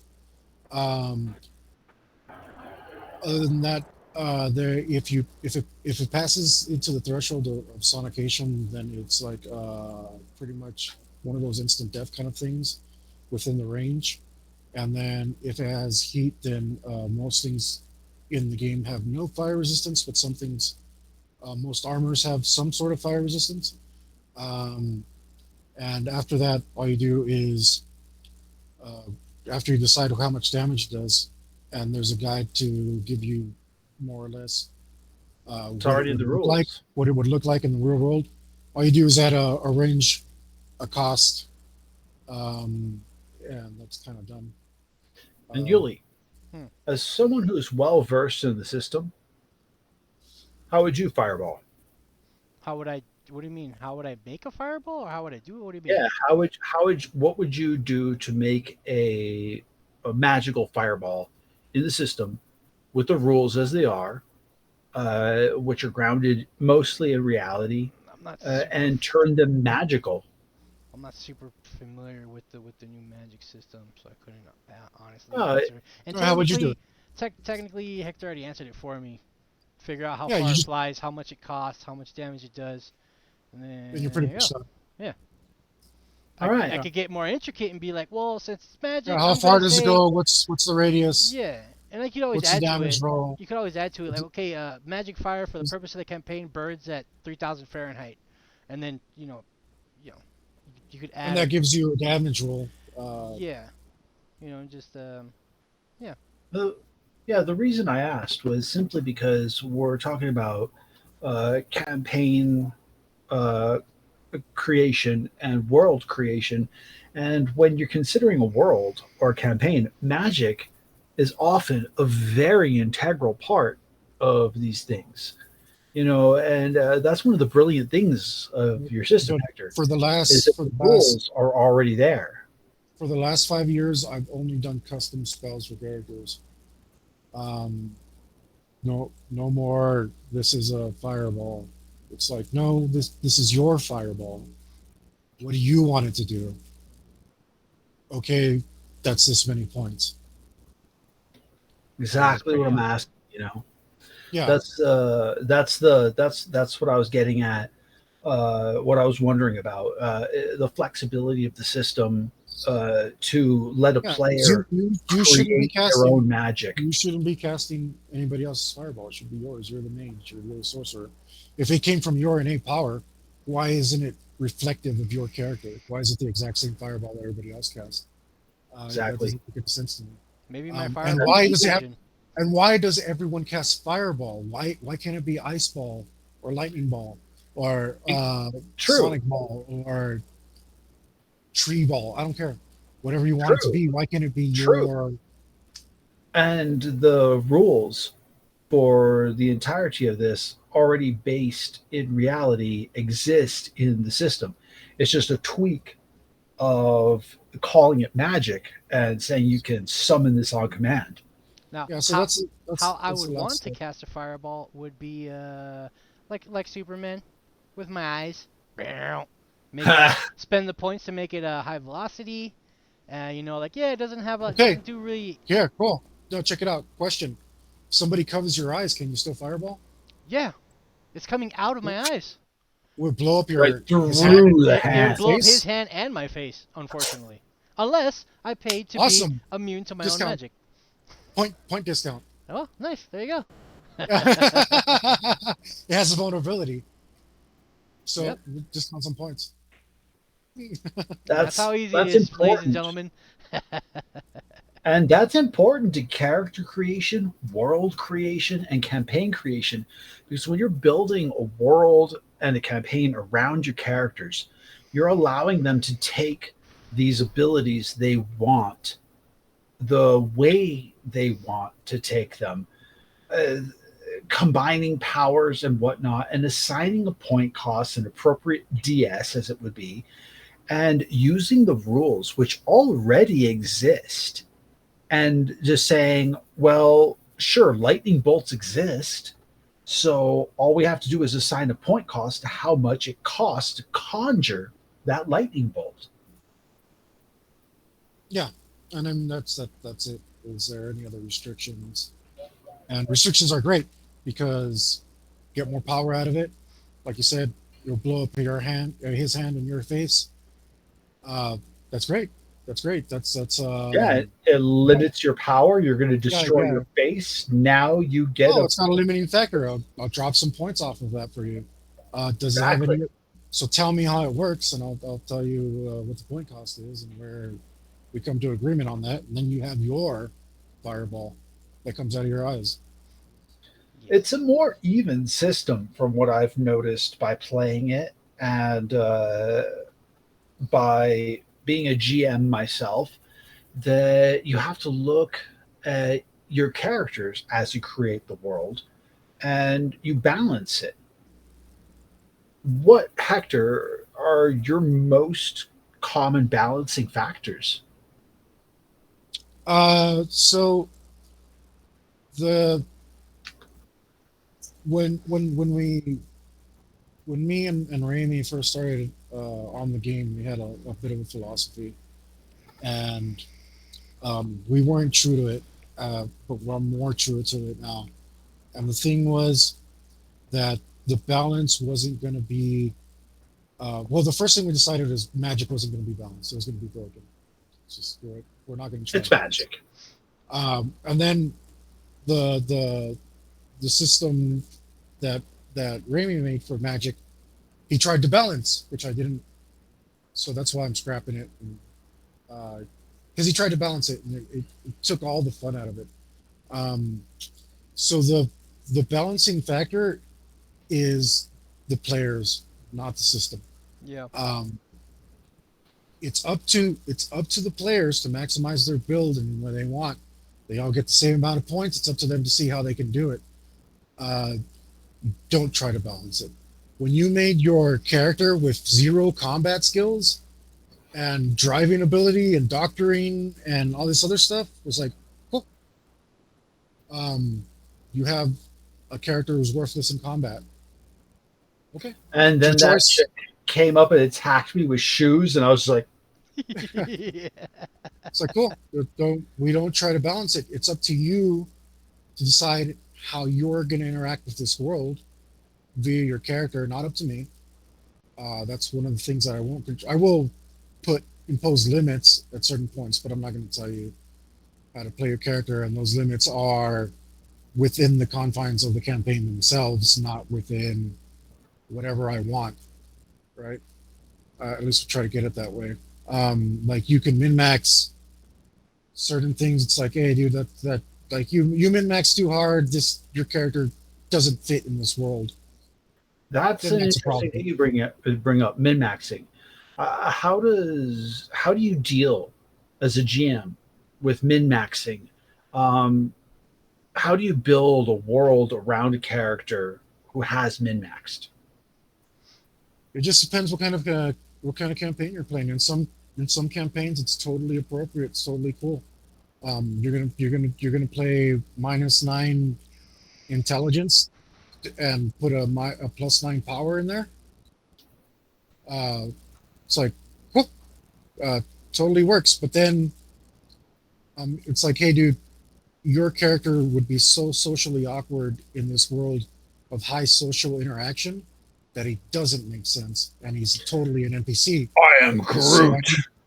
I need you to cut back on that, and then that's all it is. Like that's why as a GM you insert yourself into the character creation part, so you That can be like, brings up that's too much. another point.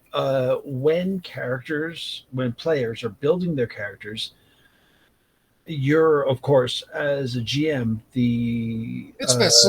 So like you you're, two guys I can trust, right? I can I can yeah, say I can say I can say give me 150 point characters. We'll meet on Monday, whatever. Um, I don't have to babysit you guys. We've been doing this too long together. But But I you as mean, the even GM with always still get the final vote, no matter what. Yeah, yeah, but it's still up to me to look at your sheets and be like, you might run into some problems here. It's Mhm. You still will up to die. me.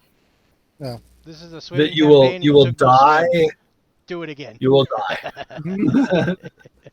Yeah, it's like this is this. You're missing this. You have too much of this. It's unnecessary. You probably won't run into that. Um, I see here you didn't move any of your stats around. Are you sure you wouldn't like to take a negative in something? No. Mm.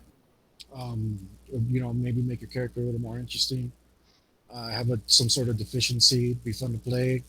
A Okay, you're more not into that. interesting character, Yeah, taking if you're, more realism yeah, it's traits. like okay, cool. You're not into that. You just want to play kind of a normal guy. Like whatever it is, it's still up to you to vet it. Um, it needs to meet your approval before it goes into your world because it needs to be part of your world. Uh, it can't be so strange that it's just uh, takes away from everything that's going on. Yeah, it can't be like a realistic campaign, but I made a mage. It's like, Mhm. what are you doing, dude? No, nobody knows fireballs. You can't cast fireballs.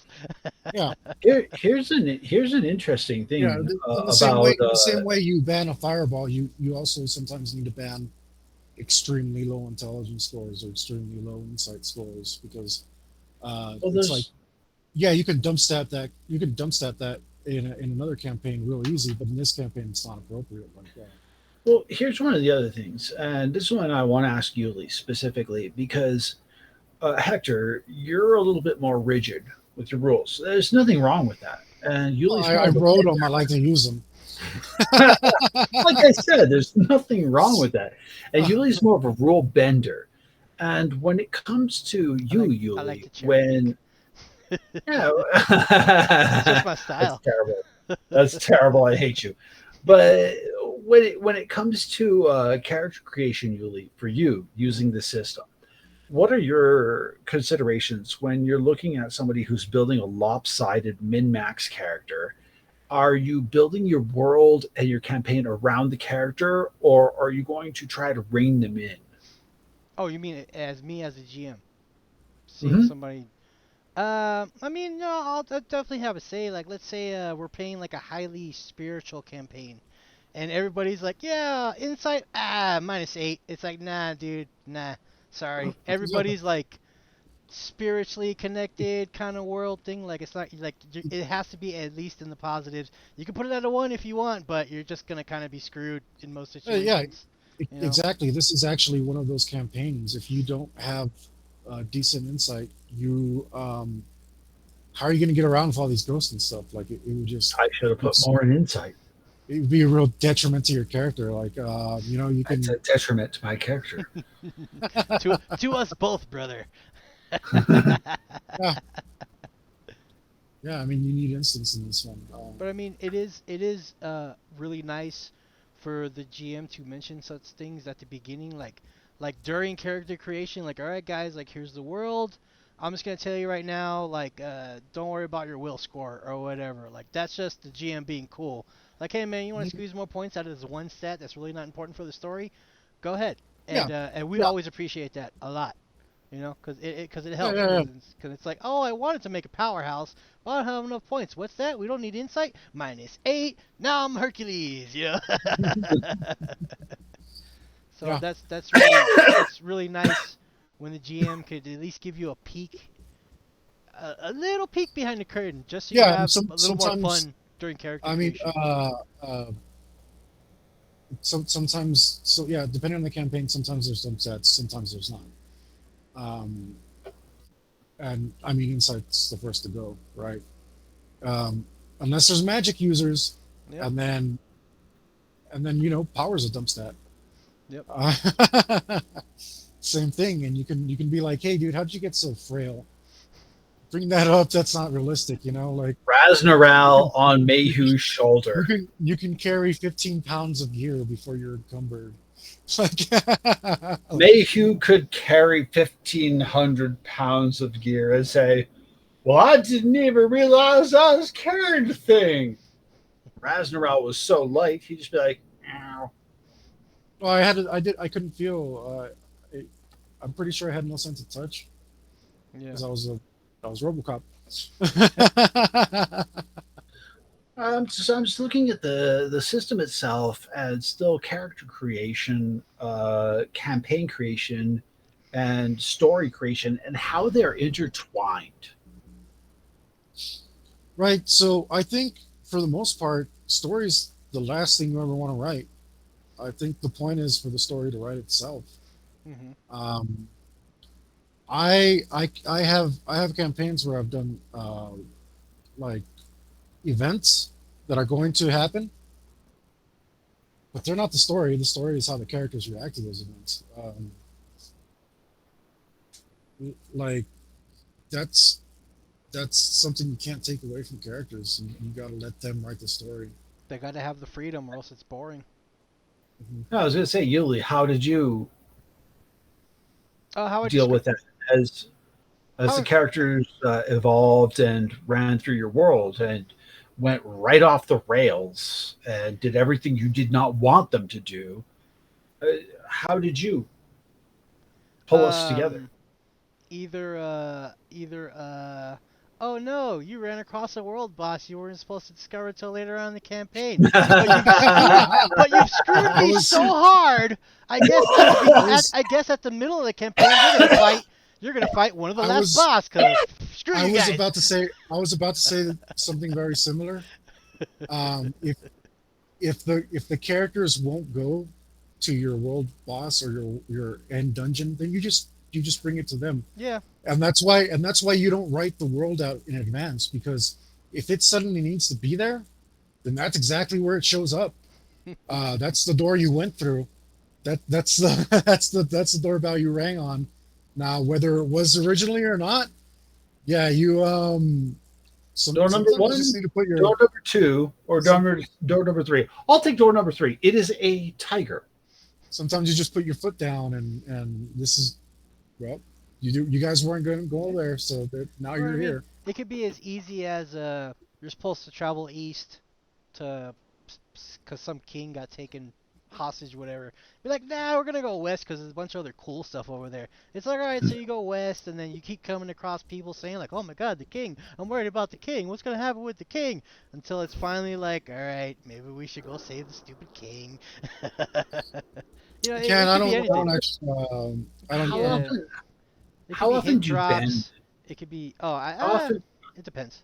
How often do you actually bend rules, especially in this system compared to other never, systems? I never fudge dice ever. No, I'm not talking about fudging dice. I'm talking about bending rules. No, I don't like. I wrote them. I like to use them. um, look, the whole point is the way the system works. It's an old school bonus stacking game. So uh, why would I bend a rule in a game where you have every opportunity to put that rule in your favor? It's up to you as the player to get some bonuses. Take Like advantage of the system. maybe instead of maybe like today, maybe Dan Remington could have grabbed all the ranges, right? And said I throw all the ranges at the ghost at the same time.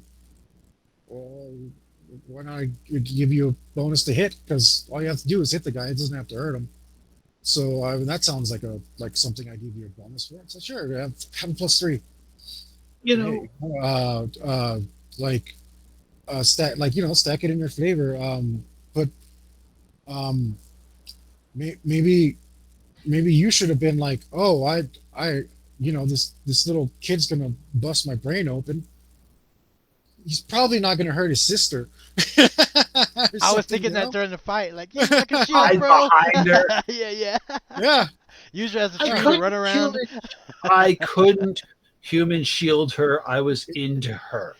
yeah. I was Well, trying to prove myself as a I man to her. Hector's just saying all it was right. an option. That's all It he's saying. was an option. The point is for you to turn the tables to your advantage. So why would I go bending rules when Within the I'm expecting limitation of my character. you to come up with the reasons why you should succeed at the role, right? That's And give your actually stack things in your favor. that's actually what I'm getting at, though. is I'm looking at how personally, when I was a GM, I've never had to bend a rule. I've never had to fudge a dice roll to allow you guys to succeed or to force you to fail.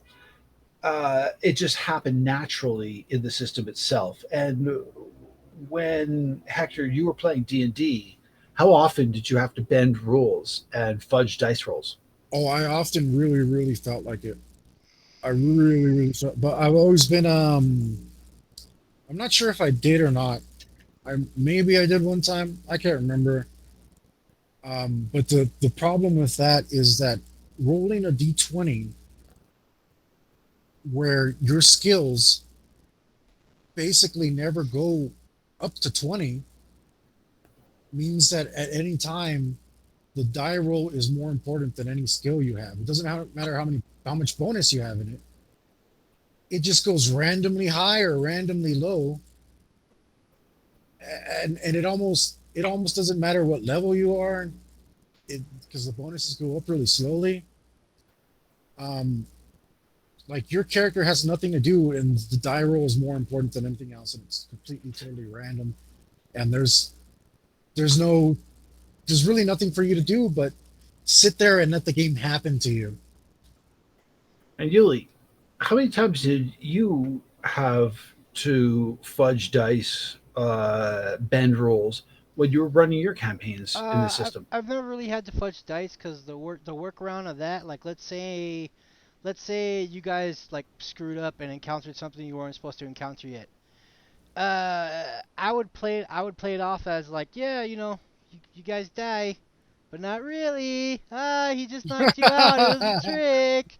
He was just testing your might. That'd be my That's work. That'd be that's my workaround. You know?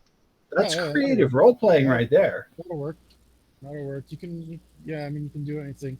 Um, so your the limiting factor for the game, the biggest one is your creativity. So if you don't have those kind of walls around you, then you can get away with almost anything, right? Yep. Basically anything. That's one of the things that pretty much exemplifies the system in and of itself is that it's kind of one of those things that's just it's like the what is it they call it the I can't even remember. It's the engine that these video game systems run on, chaos or something, Unreal. Unreal or Unreal Engine. Unreal It's or it's it's it's, it's to where they've taken all the aspects of physics itself, as far as they've been able to do, and try to align it to where your character's running around in a world based in actual physics, where a bullet drops as goes further. All these little details. And when you're building a world, when you're building a campaign, when you're allowing your characters, your players to build their own characters, Hector, what are the considerations when you're looking at the world itself compared to other role playing systems? Where are the limitations of your own system? Because you know there are limitations to every system, no matter how right, detailed you want to get a system. You cannot go so detailed that this is some sort of science lesson. This is some sort of perfect representation. You have right, to break it off at some point and say, we're going to round the numbers here. We're going to approximate some things here. right. So that's a question of resolution. Um, what the resolution that I try to find was where +1 means something significant and it was comparable to +2. So what I'm trying to say is every +1 has to be meaningful, but not so minuscule that we end up with a game of D100 and skills of 1 to 100. It has to be on a scale that people can understand, and that scale, which the game is based on, is 1 to 10, right? Stats are 1 to 10, the die rolls 1 to 10, the rank skills are 1 to 10. So uh, setting those that idea loosely, where all those 1 to 10s add up to 30. Well, 30 to 1 is the scale of human capabilities, more or less. Uh, so that's what that +1 has to represent. So if it adds up to something so minuscule that it's not even worth the +1, that's what we're going to ignore. We're going to leave all that out. It's just, it doesn't add up to a +1, so it's not in the game. That's the resolution that we look for. Now, Yuli, you're in a unique position here as far as you've probably built more characters than any of us have. So I you're know I've looking at built it. more characters than anybody has. Yeah, you've built more, and you've killed more characters than anybody. Graveyard But, Master. but what I'm looking at here is Hector has the GM perspective, and you have the player perspective. So when building a character to fit in to this whole world, what is it that you're looking at when you're building a character in this specific system as opposed to other systems? I don't know how other systems do it, but this system's great because, let's say Hector's like, oh, we're playing a Western campaign, but there's a little bit of magic. Great. So I'm gonna make a sharpshooter that knows how to cast spells, and just, or I could just be like, I would make one that can huh? cheat at cards really well. Yeah, like the freedom's there. Like I could just be like, I could go the Luca route and be like, All okay, right, like all there's right. there's Hector, there's Hector brings up an interesting thing. As a character, how do you exploit the system? it You always depends on what it should. is. If it's You a if always it's a should. physic if it huh what You always should. You should always exploit the if it's a system. physics Always. heavy campaign, like, hey, you guys are adventurers, you're gonna go out and fight monsters.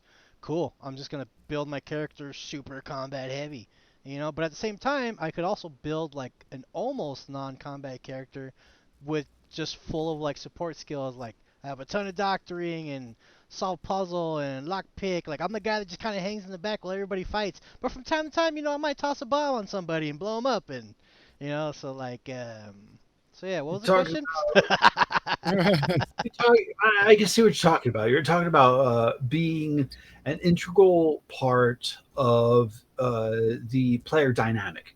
Because when you have specific traits and specific characters where they're combat ready, if you have like four combat characters and nobody can use a rope, yeah, Yeah, I'm going back, nobody can and heal. everybody's, you guys are in a hole. We're all idiots. Who Nobody made a has a, smart character. who has a rope? I have a rope. I have a rope. Who has rope use? I mean, that's why you make your characters together at the same time. Yeah. Well, yeah, of course, of If you have course. if you have one smart person and one meathead, you could I'm be like, "All trying right, smart to. guy. All right, nerd. Grab that rope.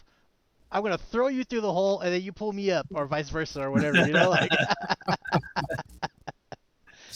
And that's actually relevant because it Oh, is very possible in the system if somebody can lawn dart a character. It's like, well, you weigh 80 pounds and Yeah. I'm a barbarian. I'm gonna go tie this rope. Yeah. Go. Yeet I'm gonna the throw you out of the hole, tiny person. tie it off to something, and I'll climb myself out. 'Cause I'm the That doesn't meathead. uh, normally that doesn't happen because the lift skill is so restrictive. It's based in reality, so you get that huge power score and huge lift skill, and you can You're telling do me I can't yeet an 80-pound well. person as No, a you definitely barbarian?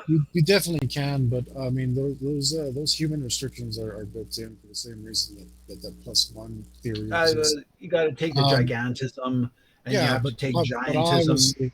obviously you can still. I mean, you might have magical strength, you might have augmented strength, you might Yeah. be from a race of hill folk that grow bigger because of the springs nearby or whatever the reason is. But I mean, those limitations are built in because you're supposed to come up with that story on Hillfolk. And That's actually an interesting thing that you bring up with the story building, because this campaign system, this role playing system, is built more around the player than it is the GM. It's yeah, more about it definitely character is. development and backstory. So if Uh-huh. you write a good backstory for yourself, if you can tell the GM, hey, my character is this, and then play that, you'll be allowed to take these characteristics which would otherwise Oh not be yeah. allowed. So that is something that I do. If you have a good story for it, it's going in. We'll find a way to work it in there. If you come up and you're like, "Yo, bro, fireballs," like, no, screw you, get the hell out of my face. No, no, no. But you're, But but you're bro, like, It's more bro, like, bro, but bro, fireballs.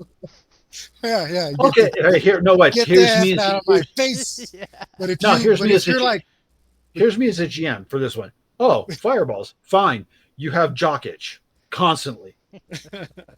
but if you're like, uh, in the valley of this where this happened and the dragon last died and his scales were scattered You across have the jock itch plains. constantly. Most of the people in my village were poisoned, but a few others had were imbued gifts and were able to survive and resist Worked your way the up to both toxicity from it. fireballs And and I'm sitting here going like, oh man, that actually sounds pretty cool, and there's no reason why it doesn't fit in my campaign. And I'm like, okay, cool, fireball. you've Like, worked your way up to I know. fireballs and no jock itch. Yeah, it's like, oh, hey, all right, I appreciate the effort. Cool. Let's All get you right, that gentlemen, fireball. our hangout has lasted longer than our session. Wasn't Yeah, it I mean, supposed just to? talking whatever. Yeah. Yeah. We can roll Well, in Yuli, I didn't as a think we character, spent so much time here. I was surprised. I No, was if looking you're at the clock. I was like, wow.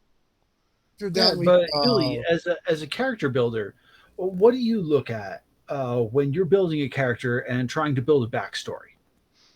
It depends. I mean, sometimes the backstory is almost as easy as the world building. It's just like, oh man, this one guy killed my father one time, and he was using a gun. So now I'm gonna practice at using a gun and use it for justice, and that could be my whole backstory right there. You know, like it really depends. It really depends. I mean, there was one character that I made pages and pages of backstory for that I think I haven't given to Hector yet. My assassin, the guy that liked to poke so, people in the eyes with forks. His backstory is like 5 pages long, but that was just because I had a rare moment. uh, I had a rare moment where I started writing and it just kept going and going and going. You Ter- know? Terry ran the campaign. You remember it? He, It almost sounds like character creation and system for shit. I'm drunk. uh, Character creation and world creation and campaign creation are very, very intertwined. Yep. We're looking at creativity on all sides. Because on the world right. creation, you So got to be like, how real are physics in this world? And right. then So that's why I prefer to world build during character creation at the same time. The same time you're building your characters and I'm hovering over you, I'm also building the world that they're going to be in. mhm. That way, we just come up with something new, fresh, something that it's a collaboration as opposed to me sitting here wondering what's going to Rather happen. than reaching rigid rules and saying, hey, well, you're a paladin, so you're a paladin, and this world is what the world is. Yeah, yeah. But I want to cast fireball. You can't cast fireball. You're a paladin. Uh. You can cast fireball. Your balls itch. Yeah, but in this game, if you want, you can just totally be a fireball paladin. So Mhm. whatever you want. It's a paladin You could who even be has a you jock could even be itch. a dark paladin. Yeah, I'm a paladin and He I heal has people, but sometimes people make me angry, so I put curses on them. and Right, right. But he's it's got again, fireballs. again, again. What your definition of a paladin is up to you and your GM to But it collaborate on during depends character on what creation. your definition of is. But I remember I was I trying did to say not. earlier for Terry's campaign. Terry's like, hey, I want you to be Del Torre in the campaign. So I need you to run the gladiators Oh and bring Lord, us man, home. that was And I was like, hey man, brutal, man. yeah, I was like, hey man, All right, I that need brings up an interesting like thing that like you're already on, Hector. You're going to yeah, but continue it. I'm just going to the ask you, what do you do, Hector, as a character in a campaign where the world has been built and you are overtasked as a character? yeah, so I was like, hey man, it's cool that I'm the same points as all these guys, but it doesn't make sense. You want me to play this position, and there's no reason I should have this position unless I also have the skills. And I can't match their skills because I need reading and writing skills, diplomacy skills, teaching skills, blah blah blah. Of I course, need all this other stuff in order to fill the role the that you're point asking me cost to just fill. isn't there to provide. So I wrote. I was like, let me see if we can work something out. And I wrote a 20-page backstory. Nice, So you basically nice. And it wrote a was short like, novel about your character. I did, I did. It was actually like it was like, oh, the campaign's over. You wrote the whole story. It was good. Like it's That does bring it like back to that does bring it back to rewarding good role playing. And if you right, write a good backstory for your character, you can be awarded right. points But by the GM to but it's compensate to make your character what it is. but I mean, it was special case, and it was like, okay, It was brutal, was what it was. I need double the points everyone has to do everything. We read the story, and it was like, okay. But also, I didn't abuse it. Um, I didn't have a character who was any more combat worthy than anyone else's. I just needed all the other skills. Um, Well, I was hedonism bot, and yeah, I didn't, oh, humiliate a pheasant and I for didn't, me. and I didn't have extra attribute points, so I wasn't all whacked out of balance. And Yuli, same thing, man. When have you ever been put in a position? Now, this is unique because Hector, as a GM and the creator of the system, is more often the GM than anyone else because he's more knowledgeable about the system and he's well in the Well, I'm position just, to I'm just be the addicted. GM. He's a fantastic Well, storyteller. I'm not just going to hear and stroke it, but you are a great storyteller, and most of us wind up in the position of character rather than GM most of the time. We prefer it that way because it's a lot of work to be a yeah, GM. little It secret. is. And Most let me GMs would just rather ask. be Let me playing just let me just ask including Yuli, myself. as a character, has this system and has Hector ever put you in a position where you've had to expand your character in such a way? Uh, what do you mean exactly? Experimentation. What do you mean? Like how you're, yeah, it's very vague. Like, have you ever been put in the position with this entirety of the rule system where you're looking at you built a character and Hector as a GM has expected more of your character than you have built? No, I just fail at Hector's puzzles more often than I like to admit. Many character deaths have been because I didn't think about the situation a certain way, therefore I didn't see 1940 the exit package. door, even though I Hector's like, remember, the exit might be over there, and I'm like, la la la, go the other way, and then I end up dead. Donkey 40 But it's Bay. but it's and Donkey never. 40 I've I have never to package. go been put. like, Huh? I have to do this. Yeah. I've never been put in a position where it's like figure it out or you're dead. It's like you can figure this out. You should figure this out or you're gonna die. And then sometimes I just don't figure it out, so I die. And then after I die, Yeah, Hector's like, all you had to do was this. Like, I didn't think about it that way. But it's never like Donkey a. 40 package. I've never yeah. been Like put in an auto I kill like I said, situation man. ever.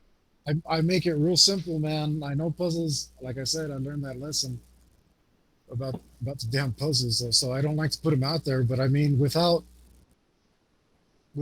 without without some of those interesting situations, it could get a little stagnant. So you got to spruce things up a little bit and make you think Yeah, about it just a little. I've never felt overtasked, but sometimes I would just get stuck, or I would brain fart in a situation and just get Do myself killed do because I you did something do you, stupid. do you remember the dread session? I think I don't know more. I think it was your full eagle day, and there there was like, oh, the guy has bruises around his wrist, Yes, I remember. and it was like it's like something grabbed his wrist really hard, And then the vending and machine then comes up. and then the vending machine How comes can up, I and it's like, help you? how can I help you? Yeah. I'm doing this with And the I'm just vending going machine. It's like, how can I shoo, help you? Would you shoo, like a beverage? shoo. And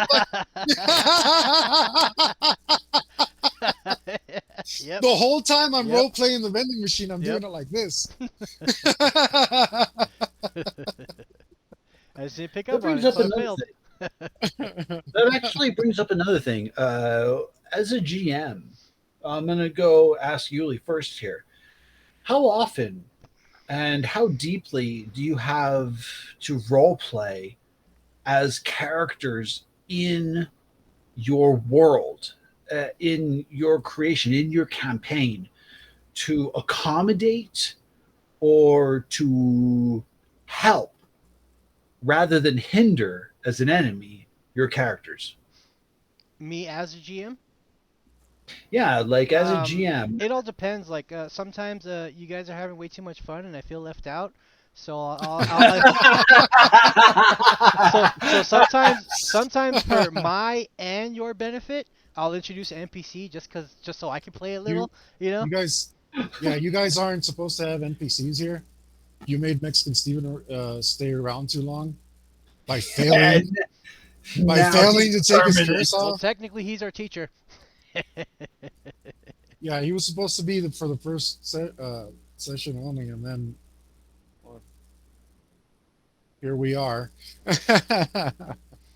So yeah, with me it And just depends. I mean, if I'm ha if I feel like I'm having just as much fun as you guys, like GMing as you as players, like then I won't just give you a random NPC. But sometimes I'm like, man, they're having so much fun and I'm just sitting here all dumb. Oh hey, you guys meet a mole man and he's kidnapped and you should do something about it. Now I get to play a cool like mole like monk and you guys get to still enjoy the adventure, but I also get to enjoy my own adventure too. Yeah, I mean, you do run into the danger of the dreaded DNPC though.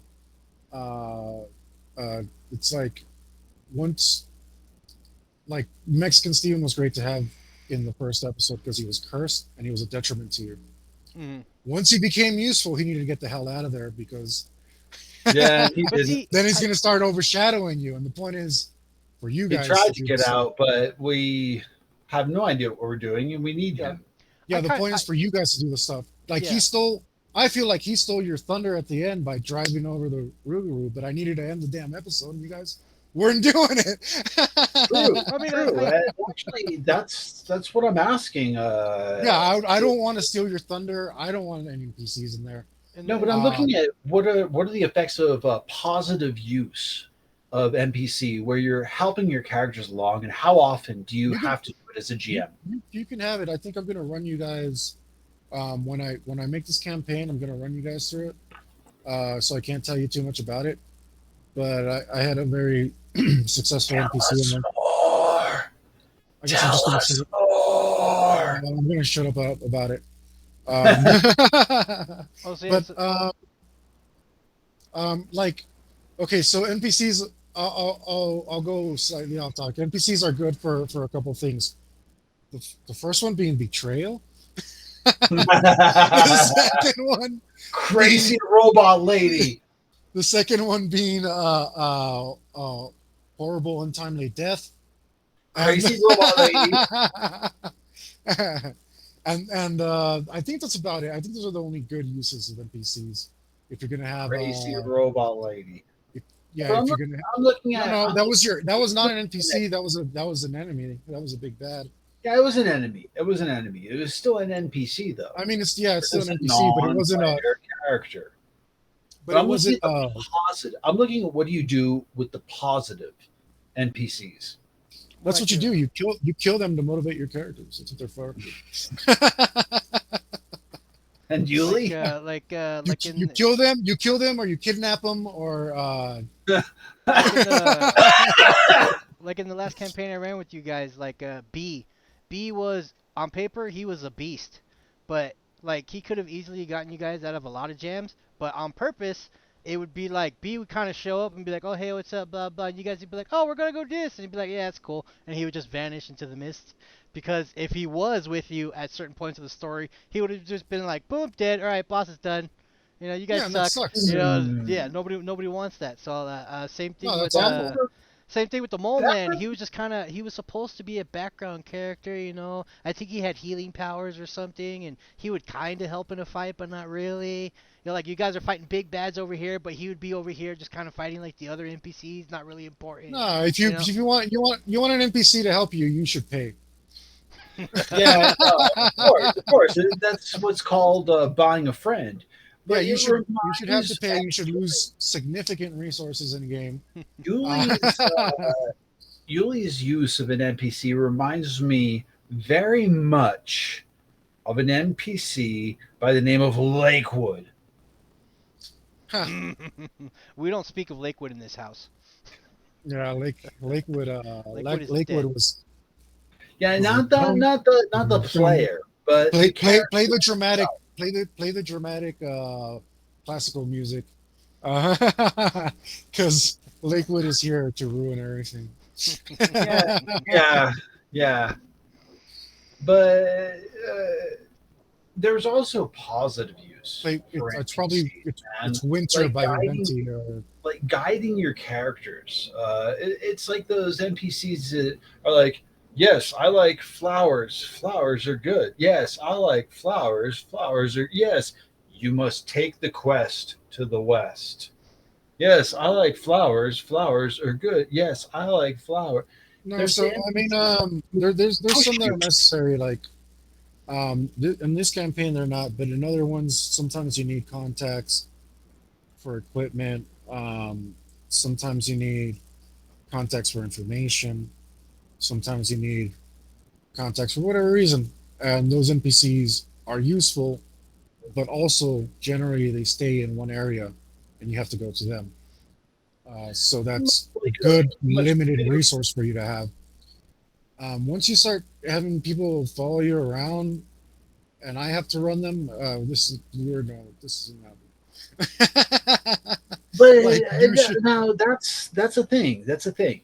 When you have an NPC who starts hanging around with the characters as part of creation of world, as part of creation of campaign, it can be useful and it can be an integral part of the entirety of the campaign to have the GM playing a character in the whole of it.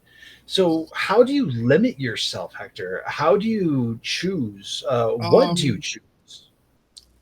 so what I do when I absolutely have to is, um, I either limit the. I mean, you definitely have to put very serious limits on the NPC. You should have. Uh, you should have probably the most limits. He should be the weakest, but let's say he's equal. You never want to go stronger than the player characters because that takes away from their heroism. Let's say he's equal. Um, he might be a good tool for a knowledge dump. So maybe he's like an older, like a guide kind of character. Uh, or maybe he's like a ranger and he knows the land and he can kind of tell you about it, and that helps the characters blend into the world. Um, so he can be useful. You just want to make sure he's never stronger than the characters ever.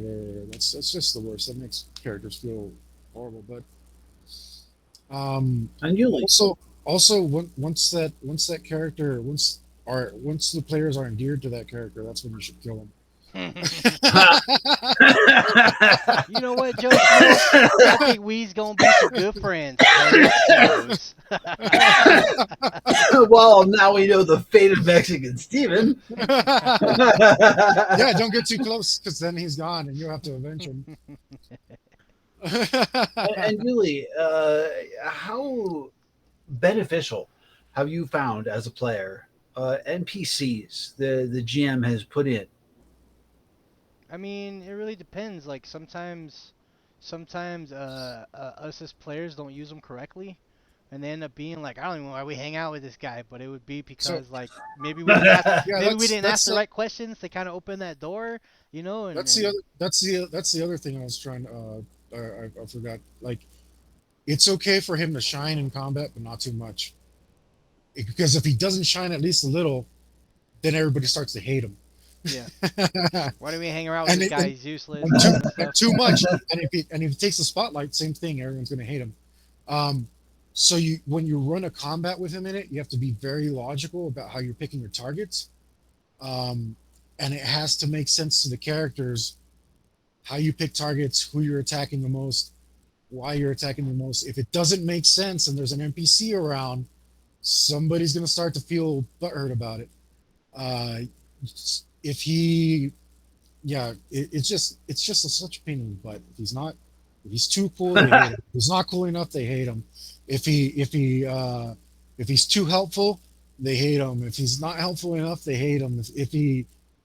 If he does the cool thing in the combat by accident, they might love him, or they could hate him. Like, it's just No, but what's the determining factor in that, Hector? You've played more NPCs than any of us. right. What actually, as far as it goes for world build and campaign build, what is the importance of NPCs? What is the limitations? What are the limitations? I think What makes it that chef's kiss? I think when I run NPCs, there's too much friendship going around, and people like them because they're like, we're cool with each other. Well, that just says you're too friendly. You got to be more of an asshole. Yeah, even when I try to be an asshole, it's like, oh yeah, let's do that. I'm like, oh no, you're not supposed to like this guy. Like, like I was like, oh, I know what to get these guys to kind of like get off of Mexican Steven. He's gonna go rob a guy. Yeah, he's gonna go rob a truck. Yeah, no, We're we like, loved it. yeah, you loved it. Yeah, because we already like the guy. Like, That's oh, a he's good- robbing a dude. All right, that's let a me good stand way in to- between him. So That's a nobody good way to sees make money. Yeah, Let me it's just like, no, you weren't. You were supposed to be like, oh man, I don't know about that. Nope, you were just like, ha, ha, ha, that's awesome. I'm like, no. That's a good way to make money. We're not making money. There's We no already- money in this. we already, There's we already no liked him. money in what we're doing, and we need money. Yeah. He's got a Yeah, good see, way to it's make like money. always ends up backfiring. I mean, good grief, your 20-point enemy, you're just like, screw it, I'm just gonna do whatever she says. It's like, no, dude, she's terrorizing you, and you're like, I'm kind of cool with this. If you can't beat him, join him, man. It's just like, hey, crazy robot lady, she's an asset. I'm fine with this. I'm going to be okay. It's all right. Here, you talk to crazy robot lady. She'll tell you what to do. I think Luke's non-combat character actually made a good call by befriending her. Well, like, yeah, I mean, he was supposed to get you guys to take care of it for her, but And all it took was Guys, one character's secret right. to screw the pooch. We had that. We were about to blow that robot to oblivion, Yep. but no, the Yeah, bomb didn't go off. that was, dude, I told you, that was the best moment in the whole campaign, and it was completely unplanned, completely unscripted. It just all came together so perfectly, and those are those moments I'm looking Yeah, for. That's the why. strategy of that thing. I was trying to manipulate things and pull them to my way until I finally got to where I'm gonna blow her up. She's gone. She's gone. It didn't blow up. Yeah. And she found the Oh. bomb. And she knew it was us. Hey, you guys forgot this thing. Hey. Hey, you guys left this in the back. Yeah, yeah. That's when we knew we lost. I Yeah, it was yeah. was like, well oh man, done. it's It over. was We're never gonna get an opportunity like it this again. was it was You guys, yeah, you and I mean that totally would have worked. And unfortunately, man, she was definitely all of your superior combat wise. Well, yeah, yeah. she was a However, freaking the android. entirety of it Well, is she was worth she was worth double any one of your points. So my That makes sense. character was completely on the side of and whatever and she had all sorts of nifty has. robot bits that made her. Yeah, no, but Mm, I'm like, what my character was like, whatever maximizes human survivability. And as I can see it, that would cause the least deaths. all right, guys. I think I'm done. Okay, sounds great. If you do some announcements real quick. If you guys catch this, we are doing the Preternatural live play session every Monday. Uh, check the schedule because Twitch puts it on your time zone. I think that is what 2:30 Central. Yeah, I I think don't, so. Are we I central? don't, I don't. Are you Central? No, Or are we're you mountain. Mountain? Or You're We're mountain? Mountain. mountain. We're mountain. Man. 2:30 We're Mountain. mountain. I think I'm Central. It's 2:30 Central over here. Um, Afterwards, we may be doing a hangout. This format might change soon. We're Yes, not I'm going sure. to be the interviewer from now on, Hector. Yeah, we're How not is sure it we're that gonna you've do decided? this. And how is it that you've decided to be a GM? What Or was it that maybe cut got down the you time. to take on this role? Yeah, we might. This is definitely gonna change. It does say we don't know when we're gonna end it. If Yuli's you are mad. interested in catching up with the story, go to my YouTube channel, Yuli's mad. check it out. He's Artist for sleepy. Hire S. It is you can catch episodes 1 through 3 and soon this episode there as well. Tomorrow, if you want to join Oh, me tell us more about on tomorrow, Hector. Tuesdays, I am doing a draw with me. You can come over, listen to me blabber. If I'll you be write me there. a comment, I'll answer that comment, and I'll let you He know also takes whatever you want. suggestions toward his art. Yeah, I do.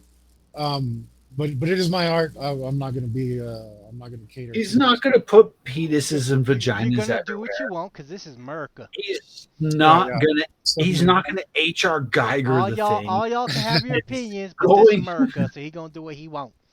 I'm drawing It's for me. You should draw for you, but you should definitely come draw with me. Come turn on the stream, doodle something with me, make some art. Ask it's me a question, actually send me a comment. it's actually an important stream.